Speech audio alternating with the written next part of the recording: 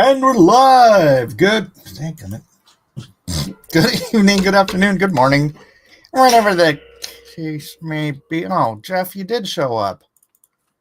Well, you know, I'm sitting there going, okay, anytime now. I know. I was busy. I was playing with the AI thing and making my comic book into a cartoon, and Kevin can't make it, and Matt's going to be late, and blah, blah, blah. Is anybody even coming? If not, I mean, I don't have to do this show. I know. I want to do this show. Honestly, no, I do want to do this show. I'm just having so much fun with Grok, and I have other things I need to do. Why do I do this to myself is the question. See, they showed up. They do show up. Amy and Melissa. Like, I literally just got the link. Sorry. I know. No, I just sent out the link because I was so late in getting anything. I was playing with AI. Sorry. Oh, okay. Well, did it come out cool? Hey, look. You haven't seen it yet? Oh my gosh. Let me show it. Yeah. So I abandoned the first one I did because of the aspect ratio. And I needed to start over with the stuff I'm learning along the way. I'm not even this isn't even. Why is this? There we go. This isn't even final product. If there's, I mean, okay, honestly, I don't think I could get to a final product with the tools that I have, just with Grok and whatnot. But like prevising a movie, like I can one-man show a previs of an entire movie if I have all of the content to make it. Like all of the Lone Star books, I could totally previs means pre-visualize for those who are uninitiated. Oh, that makes sense. And when you're doing a fully rendered computer graphics or movies or whatnot, a lot of times they will do not just storyboards, but they will do a previs of the movie so that you could get a moving visual idea of what the pacing and all the stuff in the movie is going to be like. And it's amazing that with AI, you can do this like one-man show. This, I literally just started tooling with this. I know it's very short. I don't know. It's like a minute. But I did all this in like an hour. So it's like, if you convert that, it's like, dude, if I had the time and the money to just sit down, I could revisit my entire Lone Star movie story idea. Although the movie script deviates from the comic book significantly, so I would have to, I'd probably have to figure something out on that. But without further ado, let's watch. Let's watch, won't we? And you'll see how different this is from the last stuff you saw. Don't go to the light. Am I the only one with that echo? Oh. I remember the world a little clearer than most. The air is different now. Thicker, full of a seething, misdirected discontent. It's a world of spoiled children, raised by spoiled children, spoiling little children of their own. It's getting harder and harder to tell the good guys from the bad. But in this sea of miscreants... No, I don't think that's right. Is it miscreants? Why am I asking you? You're a pigeon. I really need to write this stuff down. Being a vigilante can get pretty boring some nights.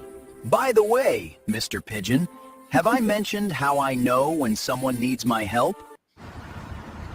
Exposition pigeon! I wanted to get that far. He's best. I wanted to make sure I got that far before we jumped on this show for you guys. So you'll notice as this goes, because they're only 6-second clips, right? So every 6 seconds, there's a change. So there's the jump here.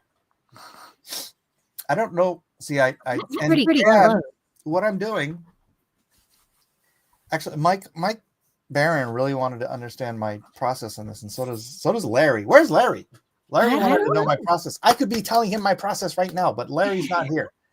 So you see how it created that weird little dot on his helmet? All right. Well, I freeze frame the last frame. I export this into iMovie, right? Sure. And then I play. You can still hear an echo, Jeff? Yes. Hello. Maybe it's in your head.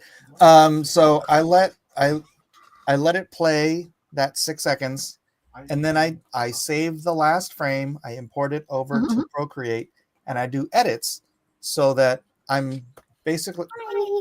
Oh, What are you doing? sorry. Hello. Can I hear an echo? No, I'm still hearing an echo. Can you manage to do that without like obliterating my screen?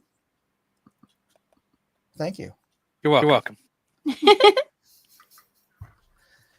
And so what I'm kind of doing is stepping on butterflies, or not the opposite of stepping on butterfly. I'm crystallizing butterfly. I don't know. There's a big echo on everybody except Mike. Oh, that's interesting. Well, I don't know. Here, I'll mute this. How's that? Is that better? Say something, everybody. Okay. Yeah, that was it. Okay, cool. All right. So you'll see this is like the last frame. There's how. That's the last frame on the previous one. And then the next frame, I see the edits. Yeah. There's a couple. Oh, yeah. That is, I mean, really, when you consider what AI was last year, the fact that you ran 2 different sequences and they're that close, that's amazing. Well, again, that's because I took the last frame and I copied it, or and I imported it, and then I can do my edits, and then it always starts with whatever frame you give it. Oh, that's nice. So Okay. I do my edits, and then I re-import to start a new 6-second segment, where 6 seconds goes to. Are you informing any of the camera movement, or is it kind of? Yeah. That's through my, and so here you can tell the difference here, because see, it screwed up the helmet, right? Spear magic And helmet. so I go in and I edit the helmet. There you go. Just fix that. And then it screwed up the back patch. So I edit the back patch. And then it was good for the next frame. Right. And I mean, if you had to go in and like manually fix little things like that, that's still a lot of work done for you. Yeah. This one was weird because I used my initial thing and I had it play in, blow up, expand some stuff, and then I went back in and I threw my original face back on top of it and kind of cleaned up some stuff, and then let it play here. And it plays through here. Then that's the next edit here. Boom, goes to the next scene. And then I pasted the face back on it so that it started from scratch again. You walk down here. Oops. Then you can see on the shirt, I edited the shirt. Nope. Yeah. It's just this fun little, thing where exposition pitching. But see, look how wrong his whole head is. But that's as close as I could get. And then when he got here, I fixed it right there. Oh, there you go. The expressions and stuff. He almost looks like a character from like Iron Giant or something. Very expressive. Yeah. And that's it. Oh, Want to watch it again? Yes. Watch it again. All right, I'll mute me.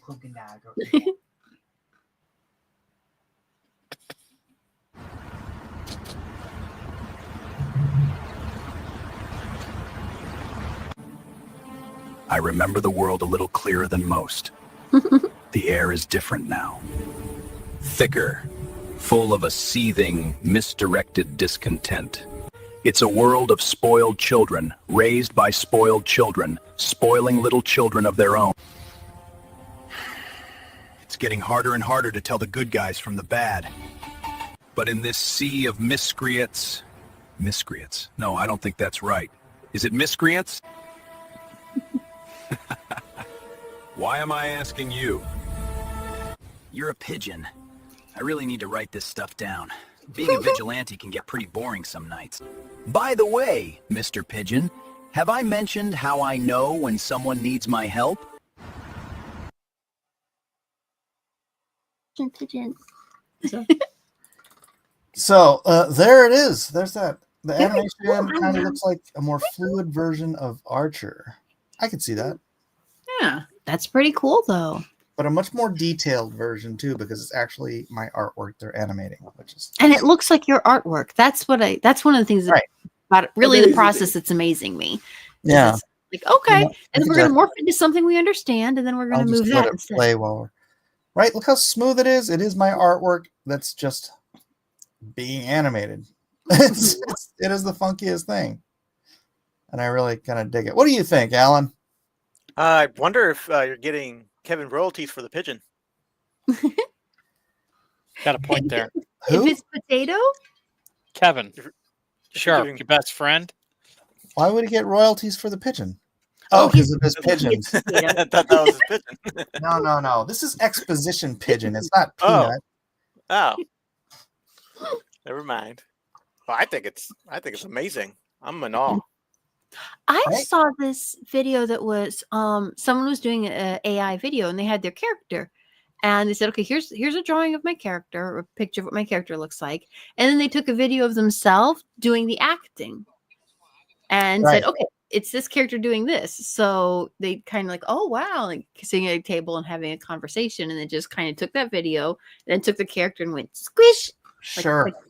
I'm sure there are much better AI platforms out there. If you're going to try to do like a fully rendered AI like movie or whatever, right?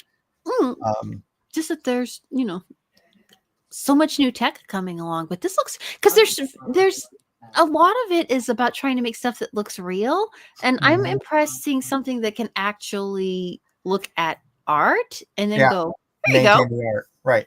Right, because that requires a level of understanding that I didn't think they really had, because it's having to fill in a lot of blanks with certain knowledge in order to make this work, and it's using your own references in kind of a live way to sort of fill in its own. I'm trying to remember what those are called, but there's certain amount of model information when you're building like a set of like references for AI to use is what it's drawing and what it's supposed to look like. Right. And you can see it from this first sequence, which is like 4 sequences stitched together. Mhm. Because the initial sequence is my original drawing. Mm-hmm. Right. And then from there, every time I'm doing it, I'm clipping the end drawing and starting another sequence. So Interesting. you're getting style A subtle style de-resolution, shift. right? So it becomes more, by the time you're through here, it still looks like my art completely. Style Then- degradation. Right. Style degradation. There's a good word for it. A little less, and then you get to this one, it's a little less, and then you get to this one, and it's almost getting to that, oh, we're just going to go to realistic rendering, right? I mean, you So could it's like there's a maximum number of times you could do this before it just loses all sense of comic book. Did something change? Does something change as it circles around his back? Can Yeah, you? there's like little top. There's like little top. Yeah, right there. Yeah, the emblem changes. Yeah. I mean, they're all You really noticed good that. emblems. I actually mentioned that earlier. Thanks for paying attention, Jeff. Just so you know. Yeah.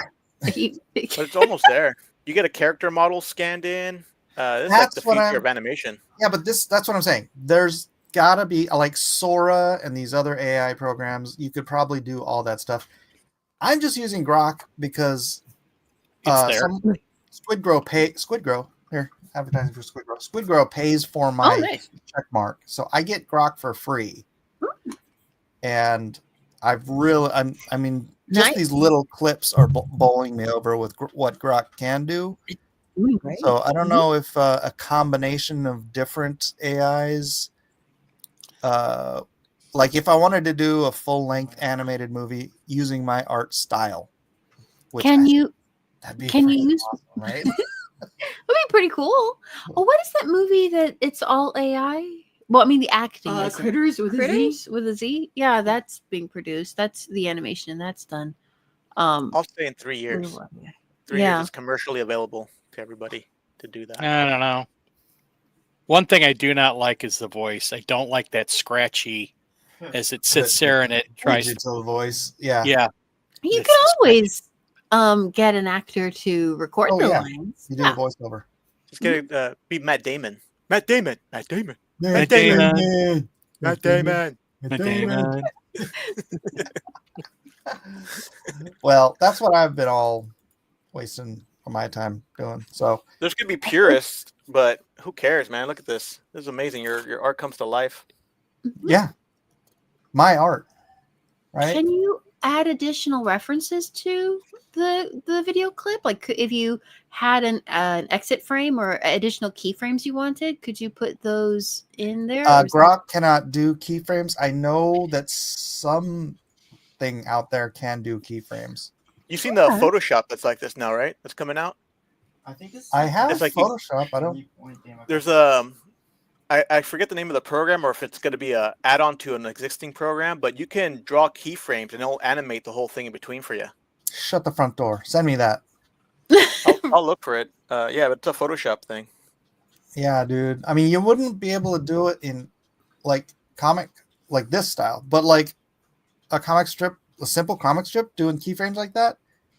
I mean, if you built the if you built the database for the thing with enough references for what the art style was supposed to look like, and you provided decent keys, it wouldn't surprise me if there's something out there that can figure out what your in-betweens are. I mean, if anything, this is producing more frames than it needs to. And it's easy enough to take frames out of an animation. And if you want something to read, to write a little bit faster, just so it's a little smoother, a little more crisp. Although I admit the weight on this, the acting on him, that's really nice. I know. I don't hate the acting at all.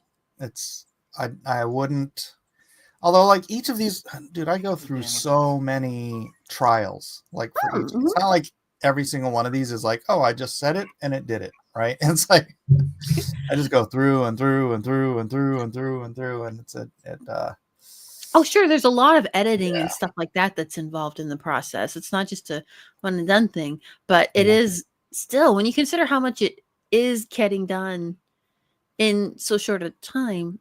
Someone was talking about, like, if you photoshopping stuff, it's still faster to work or color something in a computer than it is to paint it like by hand in acrylics or something. So even if it takes you longer to do certain things, overall, it's going to save you some time.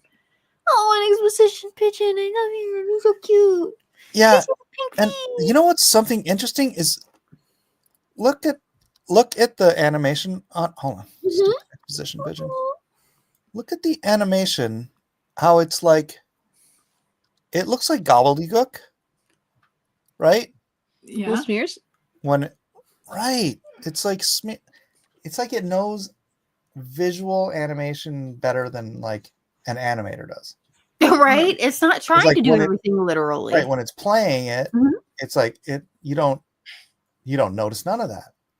That's a good hand shape too. Right? Oh, exposition pigeon. Exposition pigeon. Exposition pigeon. Oh my gosh, I need to do so. I did the Lone Star with a little exposition pigeon sitting on his shoulder. That'd be cute. Yeah, I could have just had him like bobbing his little head up right here.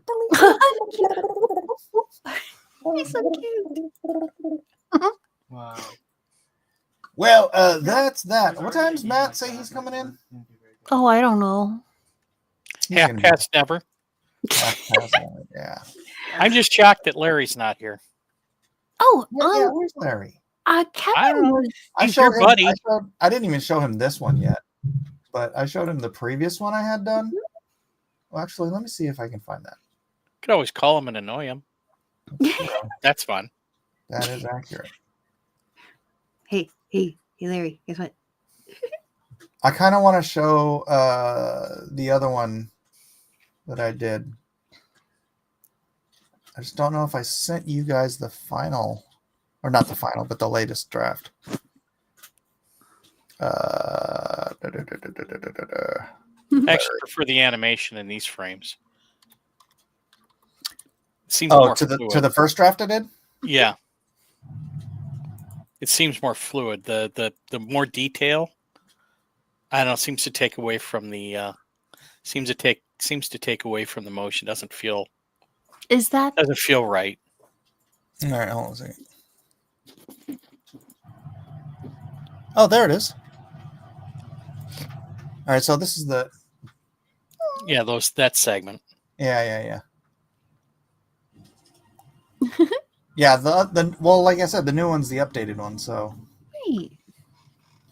I don't know if I'm gonna have time to go through this whole thing, and just redo it. But When you look at like, I've been looking at like the Spider-Man cartoon that's on the Disney streaming, whatever. When you look at what's passing for animation now, this looks actually better.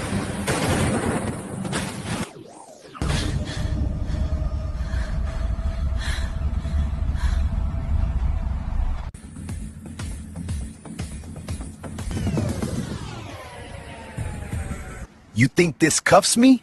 I'll be out in 24 hours, ese. You ain't got nothing on me. so as this progresses, because I started, just totally newbie and ignorant. As this progresses, I get better at it. So like by the end, I think it gets pretty. I threw a link. Oh. Okay, let me check it. Let's play the rest of this and then.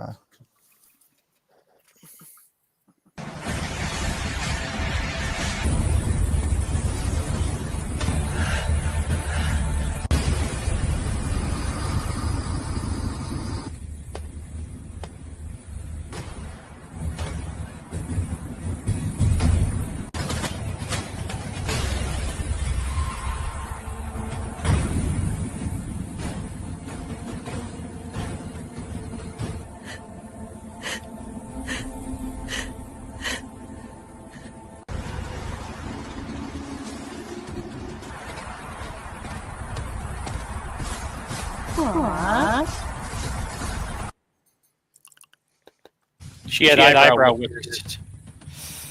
Oh, what a nice smell. Hey, that's not the Big Bang Theory.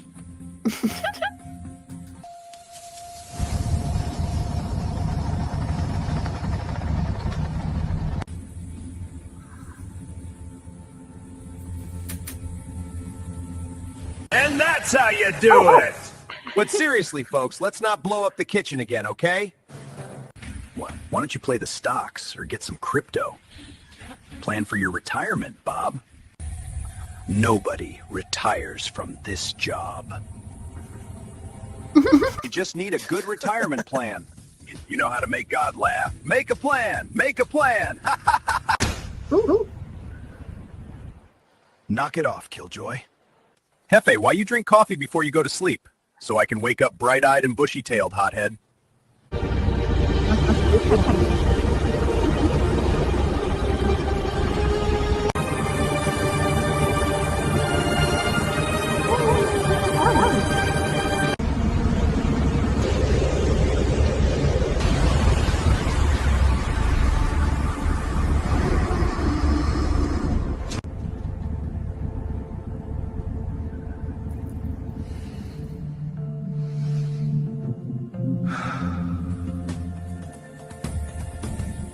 That time of the night again, Bob?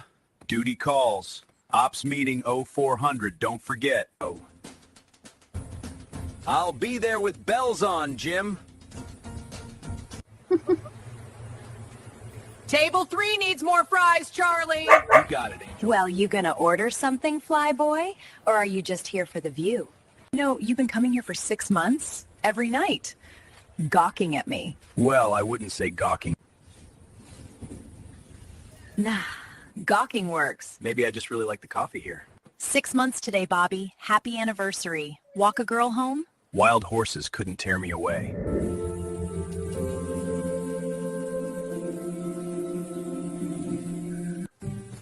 Denise keeps trying to get me to use Tinder, and I'm like, who wants to marry someone they met on an app? Gosh, Bobby, I'm sorry. I've been talking your ear off. Hey there. I'm sorry. I didn't mean to scare you. Could you help an old vet out? I haven't eaten in 3 days. Here you go, my good man. This'll get you set up for a while. God bless you, brother. Oh, yeah. Thanks. You know, a girl could get mixed messages if a guy hasn't tried to put a move on her in 6 months. Since it's our anniversary, do you mind if I give you something? I didn't get you.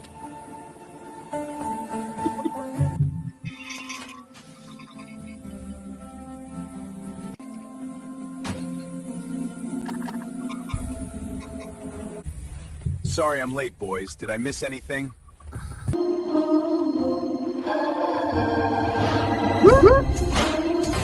Looks like Bobby got a little love peck tonight.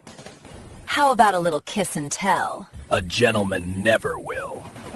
Hey, Jefe, how about you give Angel a 10-minute love peck from me, eh?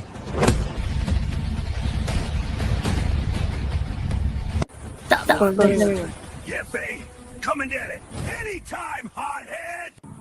Peace. Be still. What would we do without you, Brando?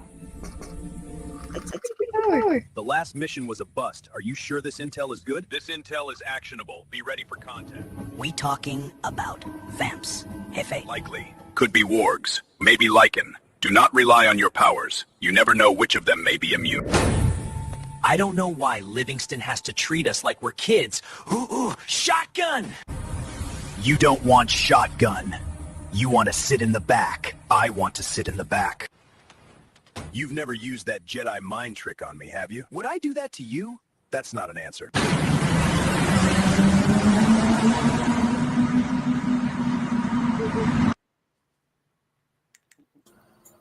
All right. Obviously, it's got problems, but No. There's like a zone. Well, I was in the hospital for. Oh, by the way, yeah. There's like I have another grandchild. Oh, I was in the hospital. I mean, it was a since they had to give her what do you call it, the medicine to induce labor because she had some high blood pressure. I don't know what they call it, hyperclampsia or something like that. She's okay. And yeah, she's fine. Okay. Sorry, echo. But because of that, she was in labor for 44 hours. So we were at the hospital a lot, and I couldn't do anything else. So I just brought my laptop and I was doing this like. So that's a lot of that's 6.5 minutes. A lot of animation in that few hours. I mean, Right. even if you were to try to storyboard, do that much animatics in that amount of time, it would be crazy. Dad, Yeah. it's the miracle of life. Wait a second. We're still working on a frame. So yeah, I can. I'll just stop. This kind of remind me of a pitch, Yeah. like a pitch you'd make to like Hulu or somebody. Right. You can do Yeah. that. Like you could pre-visualize it, and you could get that to a director or hell, an actor. You know, get this over to Chris Pratt, huh? Huh? There you go. Yeah. Yeah. Huh? Yeah. And yeah, I mean, who knows? I just think it's such an amazing technology. People who aren't willing to see it for what it is, and they're just like freaking out that it's going to take their jobs, they're going to lose their jobs anyways. I'd love to see some of Blue Moon Cartoons stuff. Ooh, animated. yeah. Oh yeah. Oh yeah. That would be pretty So- cool. Hi, Alpha Proto. What's up, Alpha Proto? Alpha? Alpha says hi. Hi, It's Alpha. going to take my job as an animator. Or you could use it and become one of the first people in your field to not be afraid of it. Because And make your job as an animator much easier. exactly. And I mean, especially when they start developing the technology that starts doing like the in betweens, and you can just start doing some of the keys. Yeah, honestly, it'll for people who still want to maintain 2D animation. I mean, probably even 3D animation. But if you're like wanting to do 2D animation, you could probably do, you know, one frame instead of having to draw 24 frames per second, which is, you know, high level animation. Right. You do like 2 frames per second. In the X room, I put a link to a little short on how one of the animation programs is going to just change everything. Oh, nice. You know, we could just not draw tonight and talk about this. Well, everybody here is an artist who's Right. interested in tools and technology. It's like not happening correctly. All right, Adobe just revolutionized 2D to 3D. All right, let's check this out. Sorry. Oh my goodness. All right, this is 2D to 3D. But I suddenly realized that warrior is looking at the wrong direction, and the warrior. Now I want warrior to fight a dragon. But I suddenly realized that warrior is looking at the wrong direction. The warrior should be looking at the dragon, right? So I have to turn the warrior around to face the dragon. But you see, it's a 2D vector shape. And I cannot just turn it around. Now, normally, I'll have to redraw the entire shape, which is going to take a lot of time. But here, let me show you our new tool. I'll just need to select the shape and click this Generate Views button. And then I can just rotate the shape by simply dragging the slider.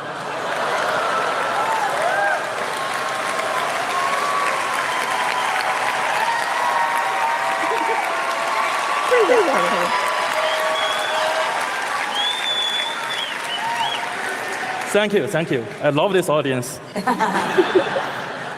Yeah. And the warrior. That's So pretty that's epic. a coming. That's Yeah, I think that's an illustrator. see, Alpha Proto is going to be one of those guys. Their job's going away. Technology comes for us all, Alpha Proto. Everything you have They're around taking our you- gerbs. Chirps. No, not everything, but most of the things you have Taking our around you, you have because someone's job was taken and something more advanced took its place. I remember back in Jeff's day, people had to make eyeglasses by hand. Jeff They used to had churn butter. They had to hand, what do you call it? Do each lens, right? They had to Right. shape the lenses by rubbing them on sand and blah, blah, blah. Technology comes for us all. You either adapt or you retire. So I would suggest adapting. That's what Even I'm- apple pickers aren't safe. even the apple pickers. Wait, what do you mean the apple pickers aren't safe? What happened to the apple pickers? There's a huge machine that just does it all.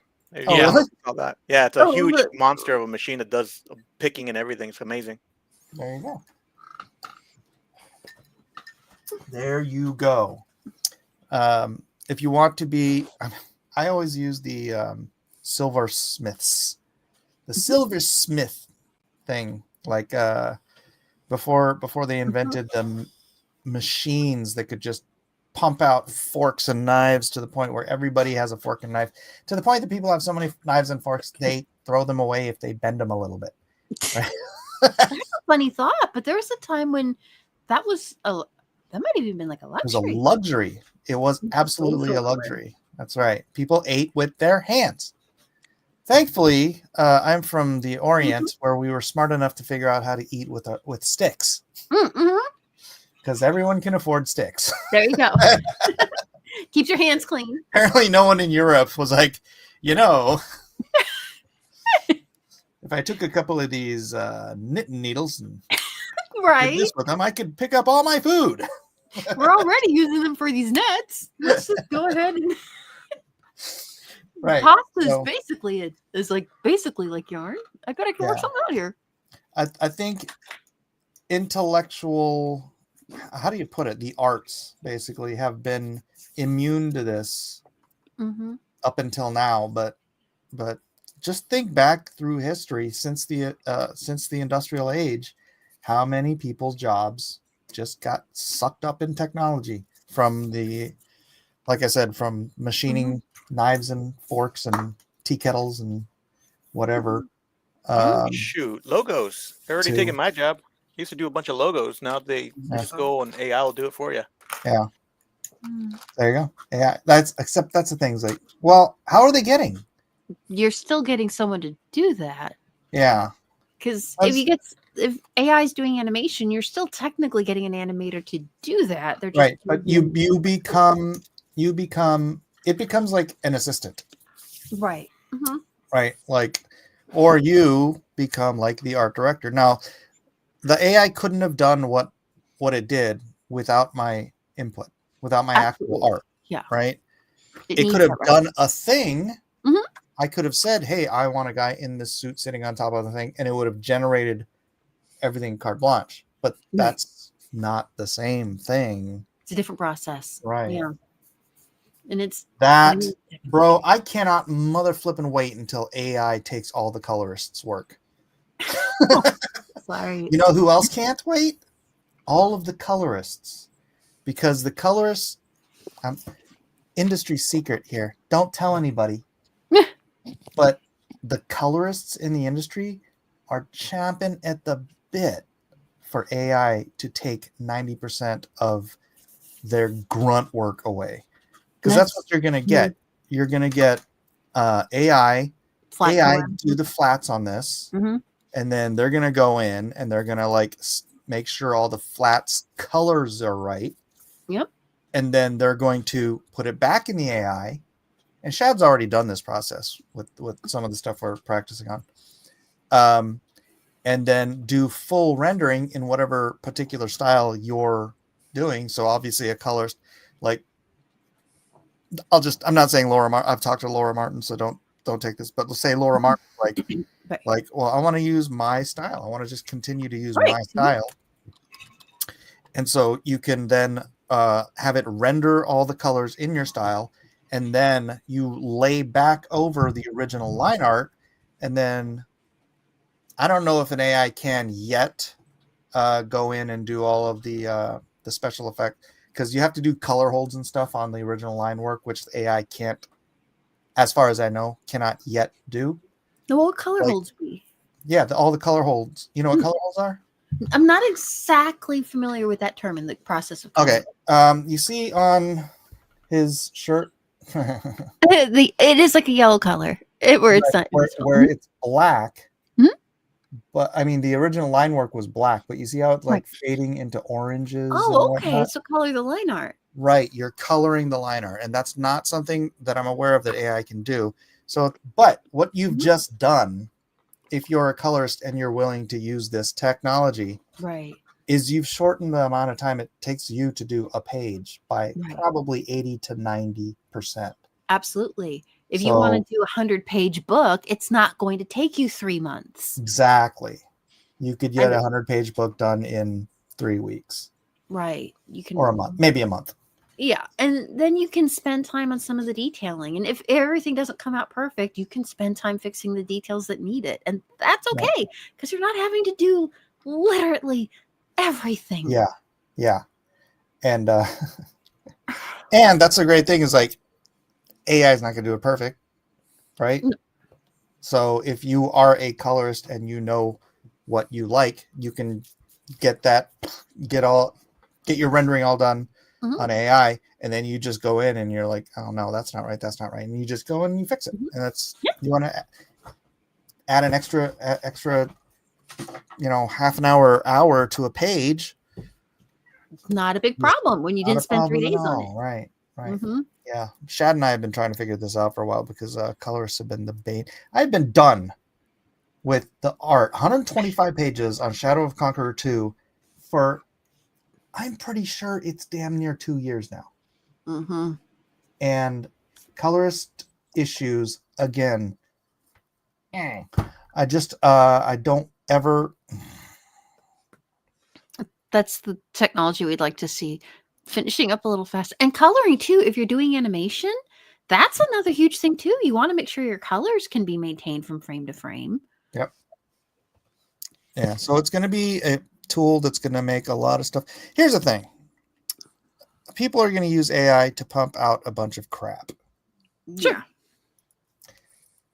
But look at comics and look at books and look at Hollywood and look at every place that there's media. What are they pumping out now? Yep.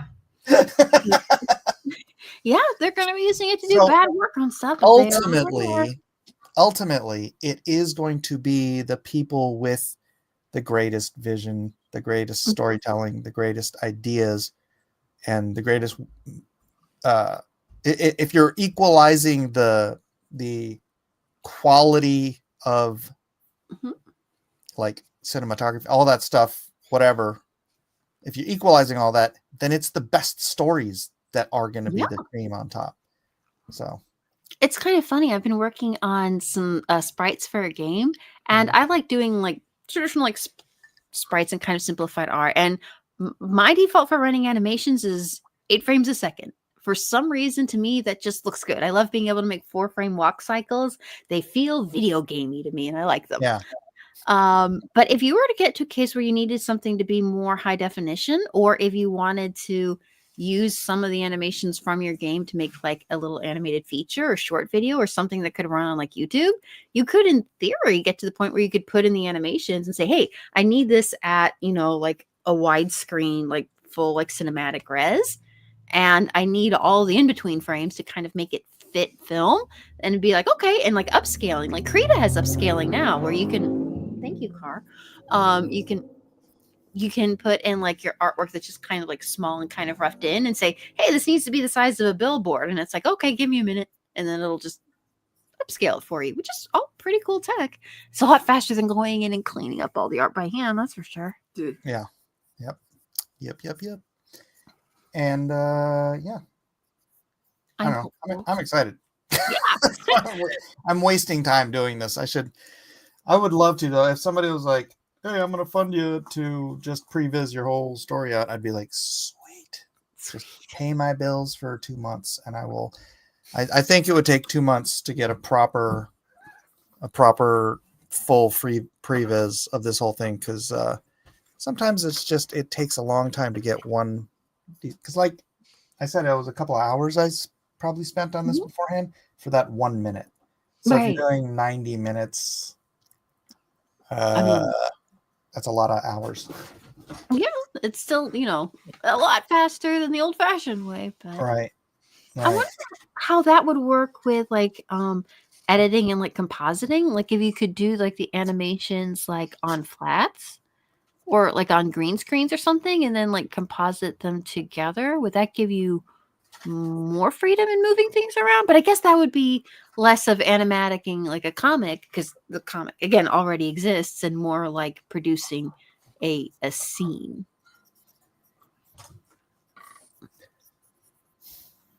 I mean, there's probably a way, like if I just said delete background, green screen, make the background a green screen, right? Actually, let me see if I can do that. Like it can animate a figure, so it must understand what a figure is. And then just export it as a. What would you export that as? Transparency in videos is kind of rare, but you might be able to say something like green screen. But I'm assuming does it export as videos as MP4s, or is it some other kind of format? I don't know. Let me grab. Let me do a custom. Wait. Delete. Oh, remove. Remove background. Make it all green for screen effect. Let's see if it works. Yeah. I wonder what it'll do. Harder and harder to tell the good guys from the bad. That's the other thing. It takes time to process each video, so that's sure. But that's running off of My Grok iPad. server, though, not yours. Your On my computer? iPad. Mm. Oh, Is it? Oh my gosh! I can see right through it. Look at how cool that is. so there you go.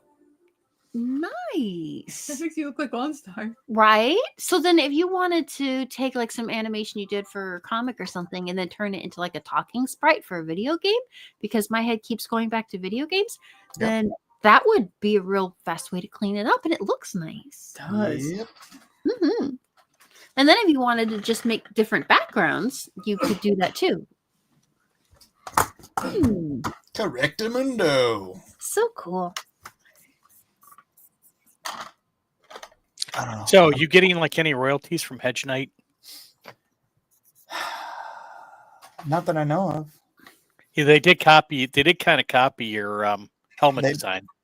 They he looks exactly like my Hedge Knight. Yeah. It's a pretty much a 90% right out of the book, right out of the comic book. Yeah, I saw some of the frames from the trailer. I'm like, oh, it's like a similar composition. Yeah, I haven't talked to George about it, but I mean, here's the thing. They licensed the novella. They didn't license the graphic novel. They just used the graphic novel, obviously, for inspiration. For styling, yeah. On styling. So technically speaking, I shouldn't get anything. I do have, I'm none of your business, but my royalty deal on the graphic novels, best deal anyone's ever gotten in this industry, pretty much. George's a cool guy. So if the sales on the graphic novels, at least the first two, the third one, I got screwed out of my royalties, but that's not George's fault. That's Random House, which is shysters. Yeah, I've heard. Gosh, I'm shocked. On the first two. I'm so shocked. Never heard of that? On the first Never two, heard of it at all. On the first two. I have an amazing royalty deal. George pays me the royalties directly from his company. Really? He gets all the royalties, and then he obviously divvies them out. And that, if that does like gangbusters because the Hedge Knight or the show does really well, I'll be happy with that. Now, is the book currently in print or is it in reprint? I don't know. It is. Let me grab them. Since we are talking about it, this is the current printing. This actually has George's signature on it. Oh, nice. But this is the current printing from Jet City Comics, which I believe is now defunct. But Jet City was Amazon's graphic novel publisher. Really? So when they made this deal, the Hedge Knight and the Sworn Sword, these printings of them were the first and ultimately the best-selling graphic novels Amazon's imprint ever made. Cool. Outselling everything else they did combined. Wow. All right, Mike. Yeah. And I guess they were trying to like make Jimmy Palmiotti's, like they made a deal with him. They're like, oh, we're going to do the Jimmy Palmiotti universe and blah, blah, blah. And still these two books just freaking stomped all over everything. I mean, they're good stories. Yeah. And I must say, those covers are pretty snappy. And look, it's exactly the guy in the TV show. Precisely so. Like, exactly. So that's pretty cool. I'm pretty excited about it, actually. Yeah. Of course. I would be thrilled. I noticed no one in Comicsgate is talking about it, though. Yeah, funny how that works, huh? Weird.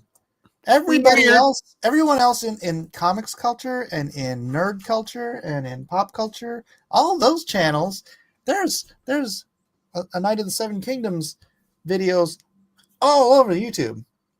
Nice. Oddly, weird.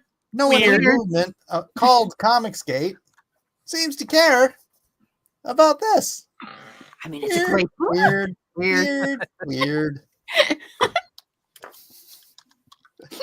That's okay, Juan. We're not even doing anything. We're just farting around. So here's the. Let me grab the different versions I've got. Let's see. Oh, man, this is taking me 4 minutes. Good.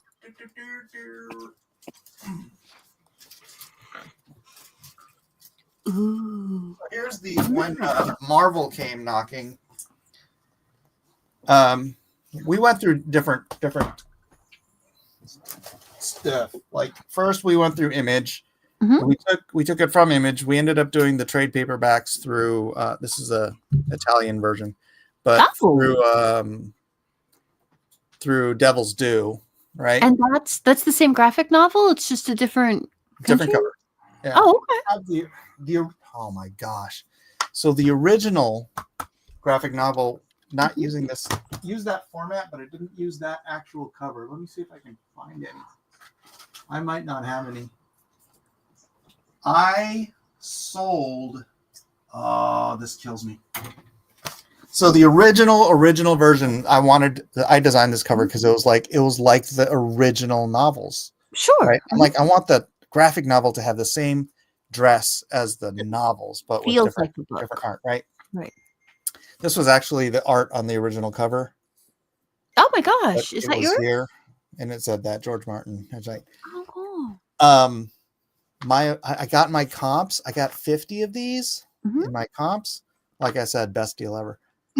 I took them to Comic-Con and I sold them to Bud Root for 50% off cover. Oh, right? Because I'm like, oh, I'll sell them to him for I'll get a nice, change. It was like $500, right? No, is that wrong? That would be 100. It was like $250. Yeah, like, woo, $250. When it went out of print, these things, not this one, obviously, but the ones that I sold for $10 each, they were going on Amazon for $300 each. Oh. So yeah. I told you George never that know. Story, and he had a similar story about his original first printing of Game of Thrones.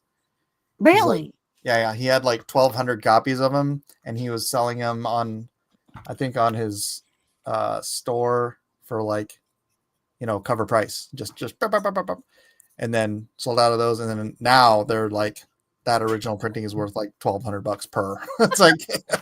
You don't know. So, what are you gonna do, right? What are you gonna do? Right. So, anyways, we did that, and then we went to Devil's Due. Actually, no, that was at Devil's Due, and then Marvel came calling. Marvel did this version.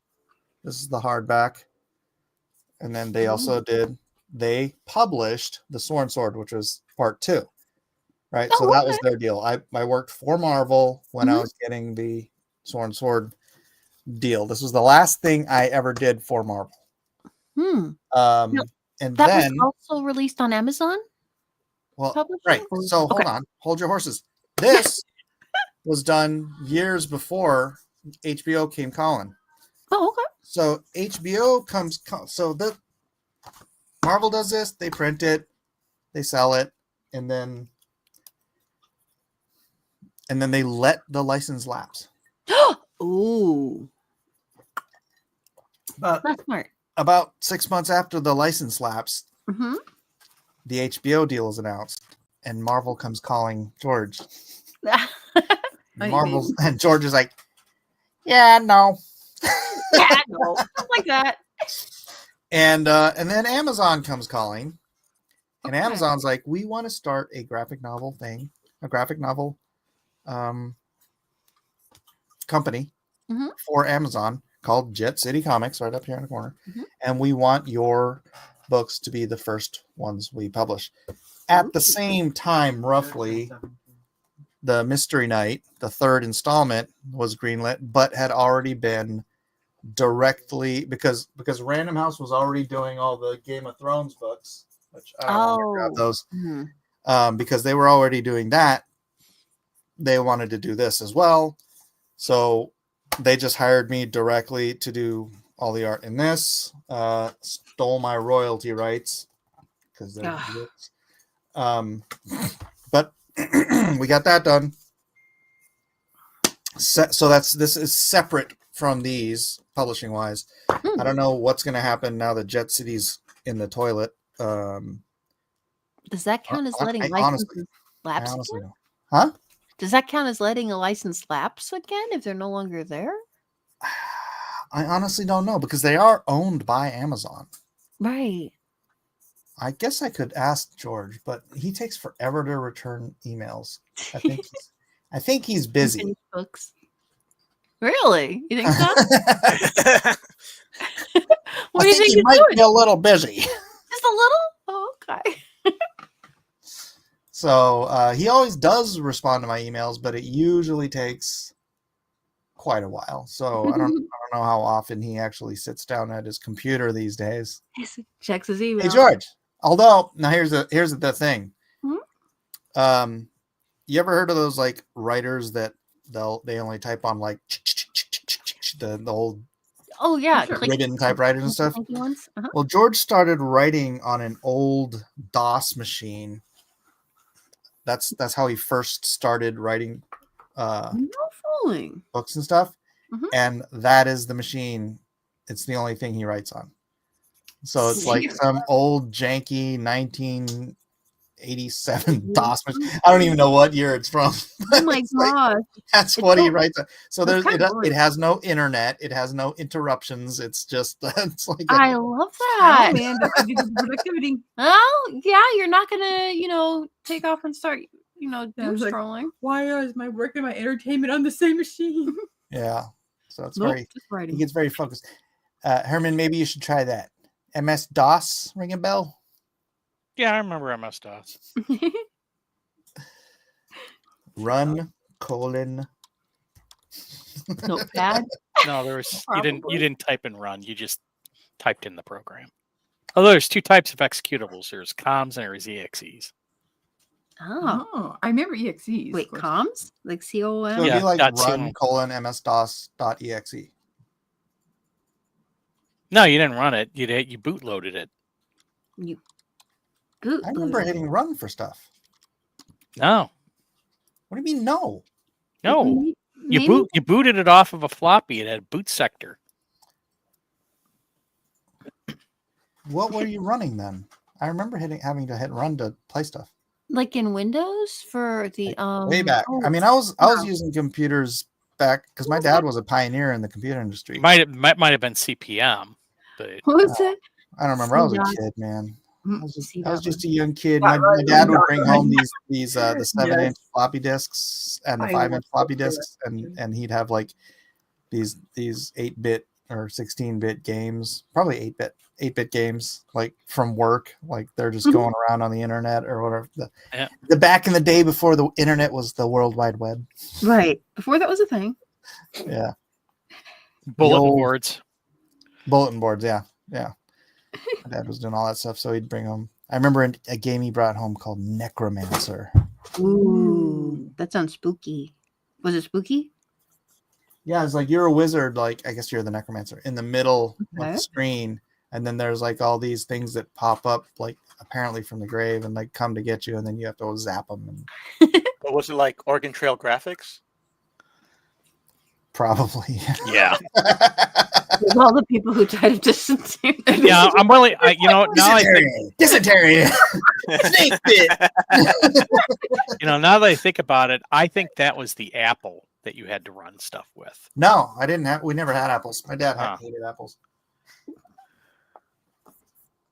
I'm gonna put this back up. I'm gonna go back and look at that. CDOS, run. Run, DOS, run. I missed that joke. Mm-hmm.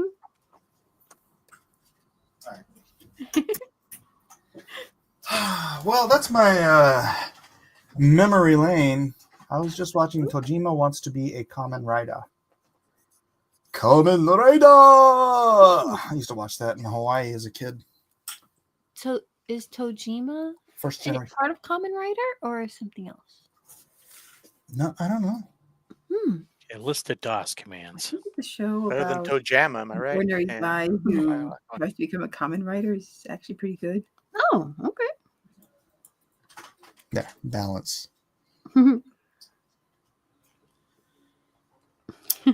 Well, Yeah, there's no run. What? Yeah. Of course, this has a bunch of stuff that was not in MS-DOS 1.0. That I know. So, but usually I had to run DOS. Run, DOS, run. I don't remember that. DOS had to be booted because it was off of a boot sector, because it actually occupied a boot sector on a floppy disk. So, when were hard drives introduced to computers? a long time ago, back in the 60s. Oh, okay. So yeah, my Atari 800 had. Oh wait, the hard drive. They didn't have them for PCs till like, oh god, the 80s maybe. Well, it was just ROM, right? It was just ROM cartridges. Yeah, well, ROM cartridges and discs, the floppy disks. But yeah, they didn't have, because I used to work as a computer tech, and I remember the 10 megabyte hard drive, and man, this thing was a freaking boat anchor. It was like, it was the size of what a normal hard drive is, but it's like 3 times thicker. Wow. And that was 10 meg. 10 megabytes? 10 megabytes. So like a really small JPEG? Yeah. And it was funny because I was only there working, and we went from like 10 meg down to like, up to like. Okay, it says right here, some early software or games required typing commands like run or :run in their interfaces to start processes, load levels, or execute specific tasks. For example, in certain DOS-based games or utilities, you might enter a command like run game.exe to launch a program. That's what I remember. I've never heard of that. When did you start playing with computers? 80s. Which, like high 80s, low 80s? Low 80s. Okay, that's probably about. No, I was in the 70s. When did the 70... Atari 400 and 800 come out? 400 and 800. That was out in the 70s. That was late 70s, early 80s. Yeah, that's what I was on. Okay, well, yeah, that would make sense because the Atari ran off of a cartridge, right? And you could replace the cartridge, and then if you wanted to run an external game, you could. And they had the disc and all that other stuff. Because that was my next thought, was maybe it was a Commodore. But no. Atari, man. Hey, did you ever hear of the DEC Rainbow? Yes. What do you think about it? You know I never worked on it. I've heard of it. I've never worked on it. My dad was at Digital. Yeah. Yeah. So the president of DEC, Digital Equipment Corporation, the Rainbow was apparently quite popular, and it was one of the earliest personal computers. Yeah. And I think it was before the Mac, actually. And after a few years in production, the president of Digital Equipment Corporation, who was just a great seer and futurist, came and said, "You know what? There's no future for personal computers." Oh, those guys were doorknobs sometimes because they had, because at college I used to be on a DEC fax, and at one company I worked at, they were switching over to DEC. And it was insane what they were trying to do, but that eventually destroyed the company. But the DEC fax was actually very good, and it was very Unix-like, and it had a bunch of features in it, and they just could not penetrate the market because it was all tied up with IBM. Yeah, but people loved the Rainbow surprised me. much. When they came in and they shut down Rainbow at DEC, my dad launched his own company called Suitable Solutions, which made Rainbow aftermarket hardware and software. Wow. And like by hand, if some weird reason you're one of these guys that bought the disk drives, my dad built for the deck Rainbow, which were in acrylic casings. I was one of his unpaid workers putting the acrylic casings, gluing the acrylic casings together for the deck Rainbow. And man, he ran that company probably for 8 years, I think. Something around then.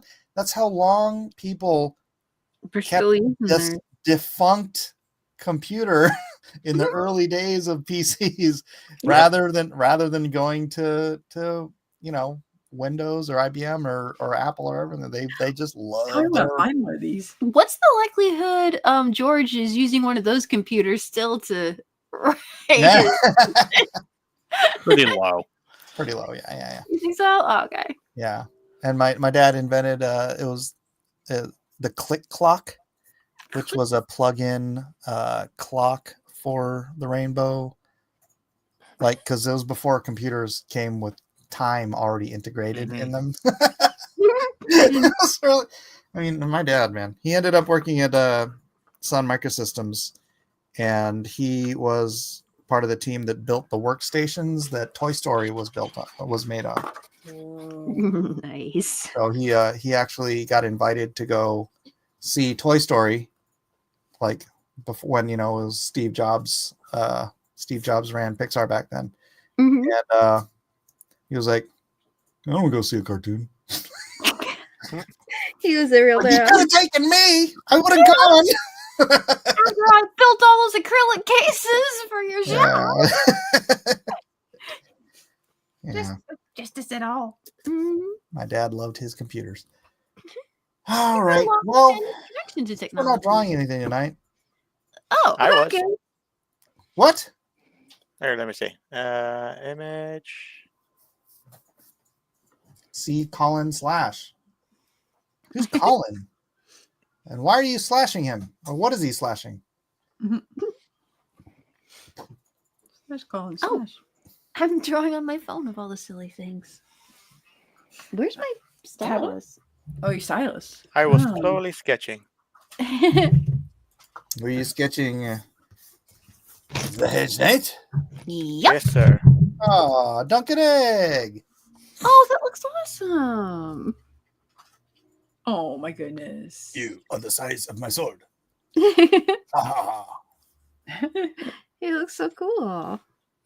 Oh man, that makes me want to animate one of my Colin slash. I mean, you could. See, the dumbest name. That's an emoji now. Sorry, we don't. That's the emoji. True. You know what I'm gonna do? I'm gonna grab a piece. Don't put too many lines on his face. He's only 17 years old.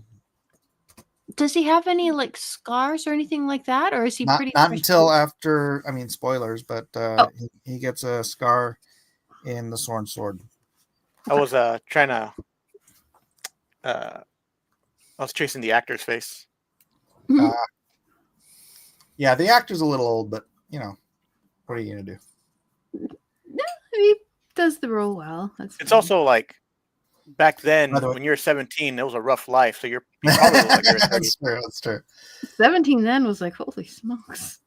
The actor, by the way, also loves the graphic novel. So Does he? Oh, nice. Dude, you should get him to sign one of your copies.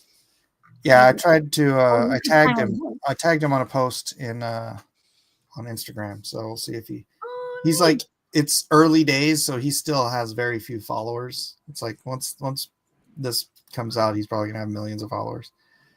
Oh, that's It cool. looks awesome. I didn't care about House of the Dragon. Like even though I heard it was good, but this actually will This does look nice. think, It looks like suck me back in. it looks like a very human story, which kind of tends to not be. That's kind of important, seeing it's got humans in it. Right? You Yeah, would think right. so. But I guess they didn't get the memo. It's a human story, all about humans Mm-hmm.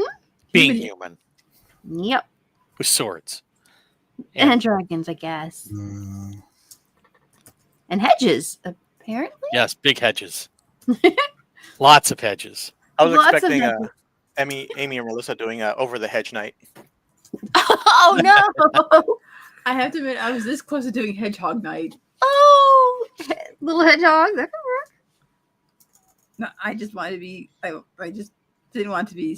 I just wanted to be true to the because it's celebrating this trailer and my Makes- graphic novels. I just want to do the straightest, Best interpretation of the material that I can, given my current skill level and time limit. Oh my gosh, this looks so freaking cool. What's that? Hold on, I'll share it. I'll Okay. share it. Oh, cool. I'm redoing it Nice. because I want it to fit the character more than what's happening.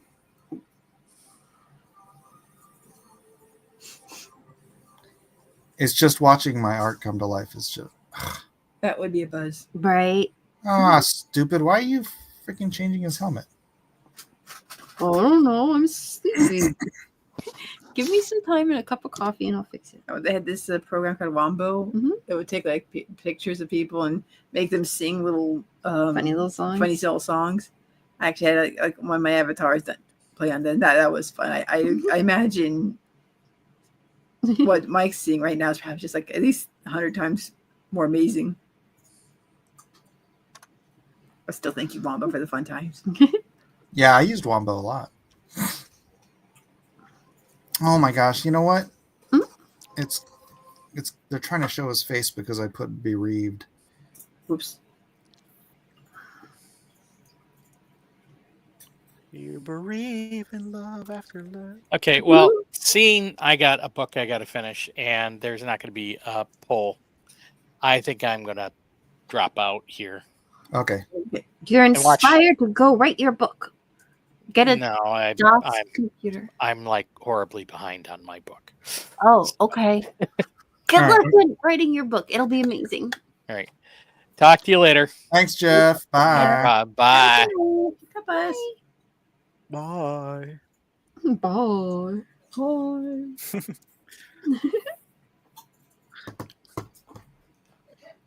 He keeps trying to change his helmet so that he can see through it.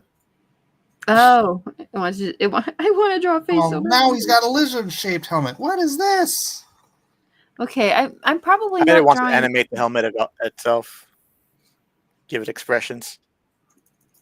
I've kind of got a Roman style helmet. Is that not right? Probably. Oh, here, sis. I got a It does- sample of the graphic novel here. I can give you all the references you need. Hold on a sec. Okay, load that real quick.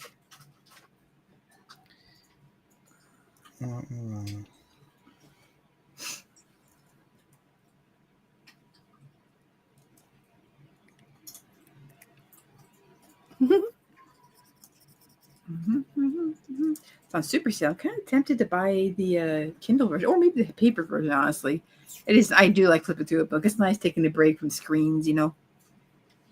Yeah. Dang it! Why? I suddenly have this Oh, silly me! I had to buy patch of hives right here on my hand. Oh no. I touched something weird. Maybe you need to go wash your hands. Like And too it'll- much dust over here back- where all these old books are. Well, could be some dust or something like that. Yeah, I might go wash my hands if. There's a bunch of pages. Just Got wanna a see sample. this one. Come on, We can work. hold on for it. Oh, what a cool helmet! It is Mike's art. Why is he trying to merge the head? I don't understand. I just want the head to be one I'm thing. gonna do it normal. All right, I'll be back. All right, hold on the fort there. We're trying. Almost gave my dude a mustache. I'm like, this guy can't be Pedro Pascal too. He's already in the original series. Apparently, everyone can be. Maybe the little bald kid can be.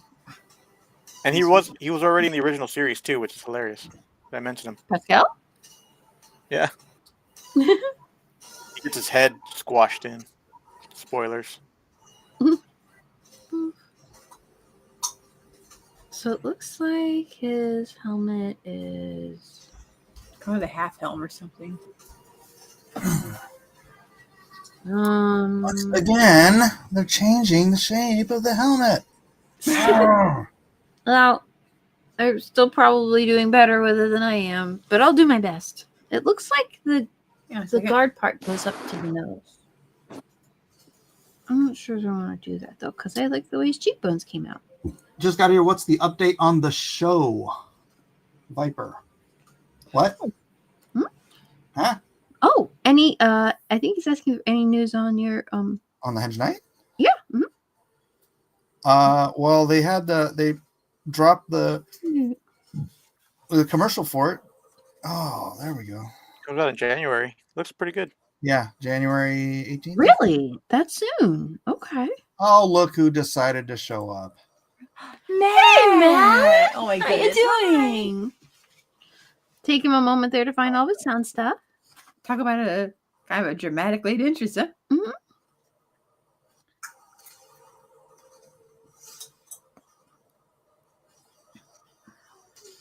And now I love this series. For his response. And I love, like, I'm watching all these guys review the Hedge Knight, just talking about how the Hedge Knight is like the best thing George has ever written. Oh, Like, it looks this guy who is like my favorite author. It was literally the first thing I'd ever read from him, but like everyone's like agreeing it's like the best thing he's written. It looks like you can look at a drawing of two characters and know what the story and interest is.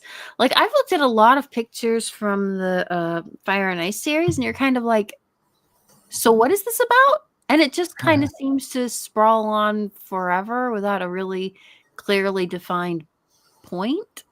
And I'm not sure, who are the good guys? Who are you rooting for? What are you hoping is going to happen? But you look at this and you're like, oh, okay, this is a great story between these two characters. This is going to be awesome.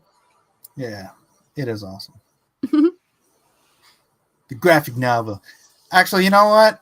I'd really love to like re-ink the graphic novel. Oh, yeah? You think you're... And recolor it. Like the quality of the cover of the reprint for what do you call it? Jet City. If we could do that quality like throughout the entire first, one thing I was really not happy about in a lot of it was the coloring. It's just because coloring is so much better now. The AI thing ever works out. Oh, I know, right? Okay, this looks cool, but it's not quite. Does the little guy ever wear? I just realized I kind of gave him a little floppy hat. Does he ever have? He's got a broad brim in the second book. He's got a broad brim straw hat that's kind of frayed at the edges. Oh, okay. This is like his first appearance. One of his first appearances. Ah, okay. Well, a little later. Where am I getting the floppy hat from? I mean, it's a classic Squire look. I guess that's what it is. Matt, you're muted, He seems to be exhibiting some kind of beautiful red tree. Oh, this is it. Okay. I got one. I'm going to share. I'm going to put it up in our groups. Nobody cares what we're talking about in there, right? All right.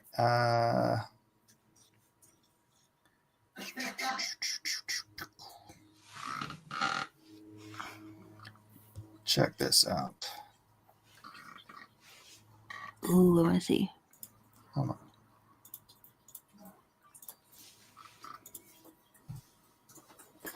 I don't need the audio. I just need the video.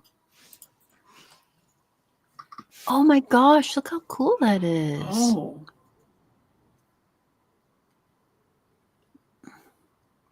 Oh, damn. That's nice. It did a good job, though, keeping the style, right? Right? And it did both sides of the shield. I mean, that's cool. I'm always amazed. I don't know why, but I'm always amazed when it manages to figure out what the back of something looks like. This probably? Yeah. Does he do like? Do they have references, or I guess the algorithm is probably beyond my ability to grasp, but that is impressive. Oh wow! But I mean, it's got the good color stylization and the kind of the overall texture and feel, like the kind of the smokiness of the clouds and the way everything is together. Let's see this one. Oops.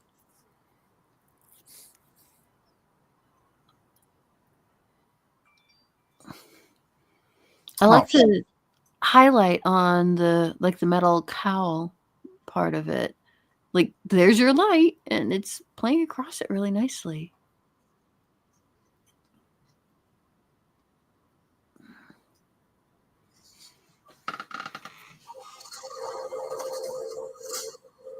Here's another one.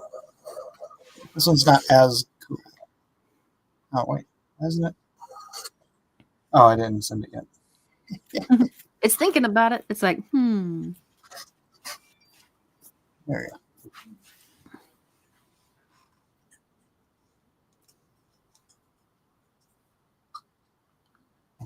Nice swipe.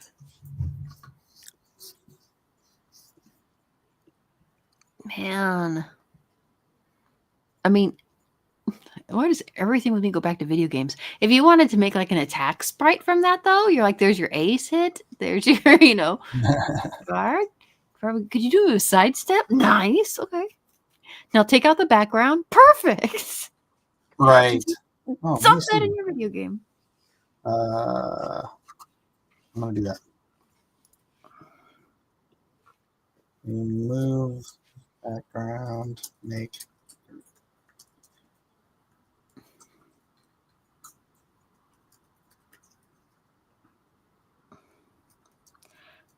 I like his little squire hat. All right. Let's see what this can do. 1 moment, please. Mountain Pass Music says I listened to the audiobook and it is great. I'm just, yeah. I'm so stoked to be a part of it.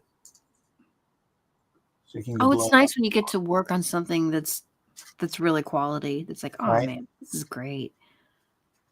I don't know. Sometimes I feel like it can be hard. Like, don't let yourself get too attached. But when something's really good, it's like, oof. I think they're going to do a great job. Yeah. Okay, they totally changed the helmet, but I'm going to share it anyways.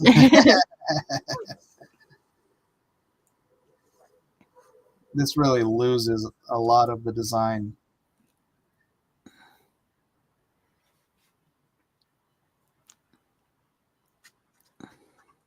I mean, if you took like the original image and kind of maybe framed out the character a little more, if that gives it a way to read it, then that might be in. Oh, it already knows. Watch. Oh my gosh. There you go, ladies. That's sick. Oh my gosh. That's so cool, though. Yeah, it's amazing. Hi, Becky. Hey, what's up, girl? We're looking at some fun, like, animation stuff that Mike's been working on. It's the future. We're looking at the future. We're looking It's so real. Isn't that neat? It took like his cover that he did for the Hedge Knight comic, and then it went ahead and animated it. Like, okay. Yeah, here's the cover. This is the cover. Mm-hmm. Oh, that's sweet. And then AI I told it to get rid of the background and turn it into a green screen so it could be used for an animation sprite. Ooh, that's cool. Nice. Wow, you're so talented. You're like more talented than me, that's for sure. I should probably give this feedback to Matt. I'm sitting in his spot. You want me to move? Nah, it's okay. Yeah? Okay, cool. Well, I'm getting kicked out. Bye, guys. Just wanted to play school for once. Yeah. Becky. Okay, bye. Okay, bye. Well, at least get yourself some cookies or something nice, okay? Oh, it's okay. Matt treated me to milk tea. Ooh, all right. Forgiven. He took me to get Japanese curry, too, so I can't come on. That sounds right. I feel fat and happy. That's the way to be. Yeah, man, I'm a plumpy girl. Okay. All right. See ya. All right. And enjoy your quiet evening. Oh, this is cool, though.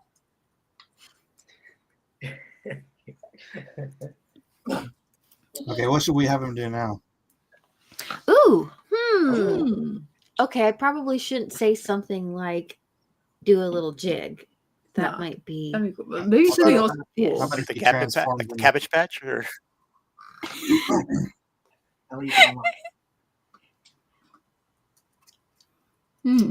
Maybe. Can you have him fighting the Bud Knight? Bud Knight? What? No, you don't get that. Maybe cool. maybe like pulling his sword up in the ground, or like saying or like fight a dragon. I don't know that there would be a dragon, but it doesn't have to be. Let's see. Oh, they have blood dripping from his helmet. Yep. That's crazy. It's actually mud and blood, so it's a lovely combination of. See, Grok's the only one that will do that because all the other different ones they will not allow you to show any blood or they don't even like showing guns firing. You can't even do guns on some of these places. It's a restricted image. It's crazy. That's interesting. Yeah, I mean that's when they're saying like, oh, you could do movies and everything and AI, and I'm like, you can't do things because it restricts you unless you. I don't know. Maybe if you pay a certain tier, you could bypass all that. I don't know. How does AI do with horses? Ooh, that's a good one. Oh, okay. That's a good one. Dude, they do anything, man. Sprite. Jump. Why is he playing 2.6? Yeah. I said yeah. Bro, John, in the meantime, we have transforming into a giant. Ooh. Hey, Mike, is that through Grok? Is that through a Grok like standalone app? It's not like X, right? It's Grok Imagine. But is it cost like is it hook up into your account for X? Yeah. So it does. You don't have to pay extra to do it. You just use your. Right. It's if you pay for your check mark. How is he losing? Then you can use it. But you have to download the app, right? Yeah. I use it on my iPad. Still, it's using their servers, not yours, right? To process it. I think so. Yeah. Most of them do. Some people like it so that you can do locally on your computer, but I don't. You have to have a really powerful computer, but I don't see the point in it. Nice. It is riding away. Oh, he just jumps on it. I'm out here. Bye. Super jumping man. But the horse is good. What is it? Oh, that's a horse. Here, let me edit that. I'm gonna get rid of the green screen.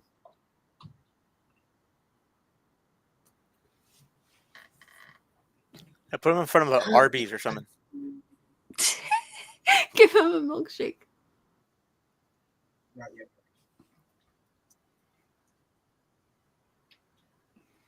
Megan, I Or be at a monster truck rally. That's why there's all the mud. Oh, I said have him jump on a horse. That's why he's jumping on the horse.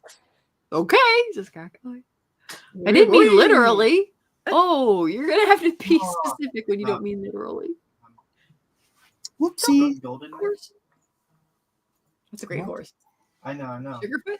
We're gonna we need Golden Knight first. Sweetfoot. I have that one. Try rearing. You try rearing, weirdo. Go get lumberjack on the right first. So climb onto a horse. Mount? That didn't work out quite as good. But see, that's the thing. I would, if I was trying to do this for something in particular, I would do it over and over again until I got. That's. I mean, that's like an option. You can actually do that. Right. And I think that's what most people don't realize. It's a lot of trial and error with this. Yeah, it's more error than. Yeah. You got to keep doing it over and over. It's not like you push a button and magically everything looks great. Oh no, not at all. But it's still faster. Oh my goodness! I thought we were gonna cut this short, and here comes Kirby. Hi, Kirby. Hey, what's up, guys? Hey. Ooh, Golem and then like suspicious bush. Kirby. Hey, I just got home. I'm sweating right now. Okay. Nice. Yeah, it's pretty early in the day, isn't it? Yeah. Well, it's 12:45. What's that? He's not letting me send this message for some reason. What? What's going on? Wait. I don't know what's going on. No. We could have It's a got 3 Musketeers. Test. So what was the what's on the docket for drawing a quarter today? We were gonna draw the Hedge Knight, but I got to. Okay, it's not letting me set anymore for some reason. I don't know. I'm drawing Hedge Knight. Nice. Oh, that's a 3 elixir Mega Knight. And some of us are drawing other things. Golden Knight? Yeah. Some of us aren't drawing at all. He's got a Tesla. Even though we probably should be. Well, you're The doing. AI is nifty. It is. Gonna put a lot of people out of work. So sad. Like the ice. Yep. I mean, when you consider the kind of stuff that's getting made by studios anymore, it'll give independents a chance to do something decent. Maybe. You can see the new D&D promo art. Oh, good lord, that's so terrible. No, what? What happened? I hope it's AI. Yeah. What happened? Oh, Mountain Pass. New D&D promo art is pretty They tried to kill the spirit goblin. pretty good. Pretty good. That's cool. Pretty good. Pretty epic. Alfro says it's already taking my work. What's Got, that, Alpha Proto? AI. I know, but like, which one? Because Alpha Proto is a Renaissance man. This boy, he does voice acting, pixel art, regular line art. Oh man. Yeah. All right. Nice ability. That's Tower. Your voiceover work? Yeah, I got a friend that does voice acting and stuff. This guy is Jamaican, right? Thick Jamaican accent. What's he making? This guy can do. This guy can do a female voice, right? And you cannot tell that it's him. This guy sounds like Jamaican. But his female voice sounds like you play Borderlands, the Lilith character, that voice actor. That's what his female voice sounds like. But you can hear sometimes his Jamaican accent. So imagine her saying, "Yeah, man." Every now and then. So, yeah, but he's good. He's good. And yeah, just what Alpha Pro was talking about reminds me of what he was talking about. He was talking about AI is going to replace his talent, you know? So like, man, that's crazy, you know? Can do a female voice. Oh my God. If I could do that, prank calls nonstop. You know who couldn't do that?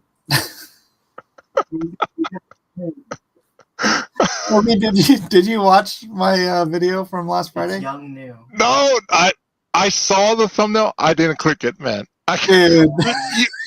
You know, all right. There's some things your friends send you online, right? DMs, and you don't click it because you know. You ever see that meme where Jesus is behind, looking at you, waiting for you to laugh? You know, like, oh, what are you gonna do? So I was like, "This is gonna be trouble. I'm gonna laugh too much at this." It was so funny. I watched it. I still like it, Matt. Dude, one of my friends sent me Wait, I want to get Matt's review of the video. Okay, go ahead, Matt. Is that the one where you had the guest on, special guest? Yeah. Yeah, dude. I wouldn't even like talk to them. If I found out, I would have just been like, okay, have a good one. You know, like, I don't even converse because I'm like, it's like if someone walked up to you and they're like, all they're wearing is like a rubber chicken on their head. You don't like talk to them. You're like, okay, this guy's crazy. So like, I don't even waste my words. It was for entertainment purposes, and it was freaking hilarious. Oh man, they came in so aggressive too. Right away off the back with a passive aggressive argument stance. You know, That's because they act like you they're think smarter and this. more intelligent. They always act like that. Yeah, and then It's crazy. It's like you're more intelligent, but you're like so delusional. It's insane. I know, but that's what made it so fun. You were like losing it. I was like, I was gosh. dying, dude. I was dying. I was like cracking up so much. My me cheeks too, hurt. man. I was like, gosh. Right away, I heard the voice. I said, "Is this a dude?" and then, Yes. it just went downhill from there. That fake affectation, like that's not your real voice. Yes, it is. Batman's real voice? This is my real voice. I always talk like this since I was a little boy. Oh man, Oh, so funny. So where's the reference for these characters? The Hedge Knight. I don't know, man. I'm not even drawing him. So how I'm gonna draw it. You win. Well, yeah. I mean, Yay! Clearly, that was amazing. Yes. Look at the chainmail. I get a hot Right? dog. Gorgeous. I'm about to dive him. Because I'm late. Drawing along. Give me a prompt, chat. Chat, give me a prompt. Hedge Knight, what do you want tonight's doing? Alpha Protozoans. Honey would have won. Oh, thank you. Hedging his bets. Search Hedge Knight. Right. Search the Hedge Knight. Oh, maybe he's looking through a hedge. Make for him a something? Look for his moment. gardener. You know what's crazy? Is my most memed image was the or my most like world famous image was Superman killing the Joker. But like I think now the Hedge Knight, because almost every single person that's doing Hedge Knight videos, which is like all of the pop culture channels, all of the comic channels, except the people in CG, they're all covering it, and almost all of them are using my artwork. Yeah, I cannot push. Really? Nice. Because I did the graphic novels. Oh, So it's yeah, I like, was gonna tell you. Looking for knowing that we're gonna do the Hedge Knight, I try to look for videos to see his background, and all these Game of Thrones lore videos. They all use your artwork. I was like, oh, that's Mike's work. Yep. Yes, sir. Up here, bro. Cool. So I think it's All going to right, get let's more see. play. It's going to get more play than Superman killing Joker. So, what kind of hat did you say the little guy wears sometimes? It's a straw hat. It's round on top, and it's I could show you. Hold on. Like Monkey D. Root Luffy? No, his isn't round on top, is it? Oh, it is, huh? Ryan, this is the most annoying comp ever, bro. I'm just gonna like So, Hey, Mike, was your comic the first visual references to all the characters too, right? it sure as hell looks like it, doesn't it? All right. Well, 'cause, I All mean, right, so- there was no other visuals like besides the novel written visual. Oh, okay. So it's a fairly wide. Viewers, hello? Yeah. Okay. And it's I like- all it up in the corners. I like this little checker pattern. That's cool. Yeah. Nice. Little, Oh, right. And it's a little little. monkey came in the room. Behave yourself, little monkey. Awesome. I'm stealing that little checker pattern. That's fun. Well, this is from the Sworn Sword. This is the second book. Oh, okay. We kill her? Nice. Yes. Kill, son. Kill. Turn around, ask him. Are we killing, son? And there's two killers standing behind. Thanks for the reference. Why am I I like it.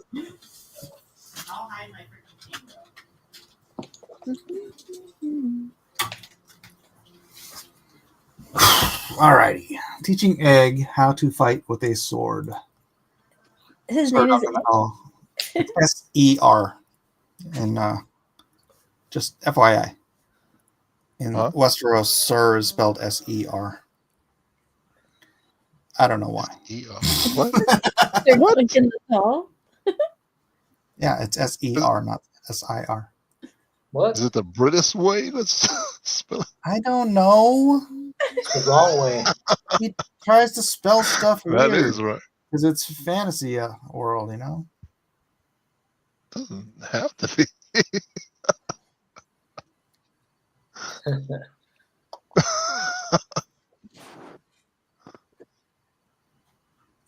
Let's see here.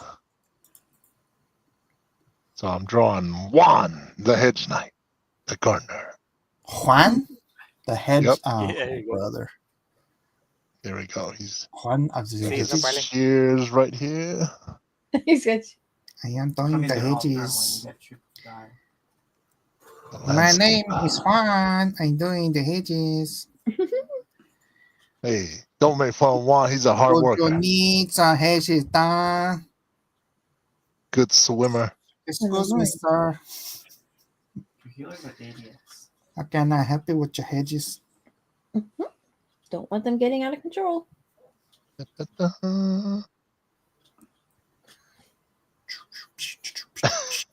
I made your head look like an elephant. That'd be cool. Get a little topiary. It was his hand.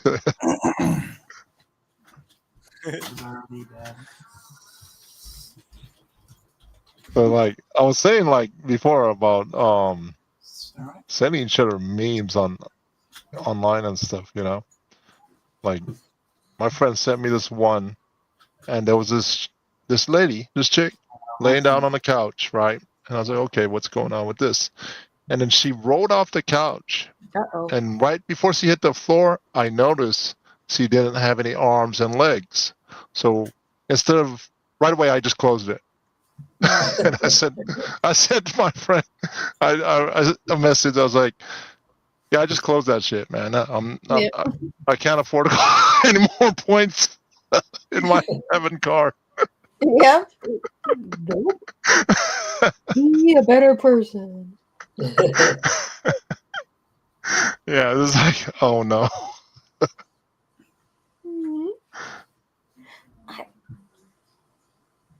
I don't know, Let's man. tell my I other laugh at friend. stuff all the time that. Just But, it's hard to push past that choke point on this crap. but I don't know.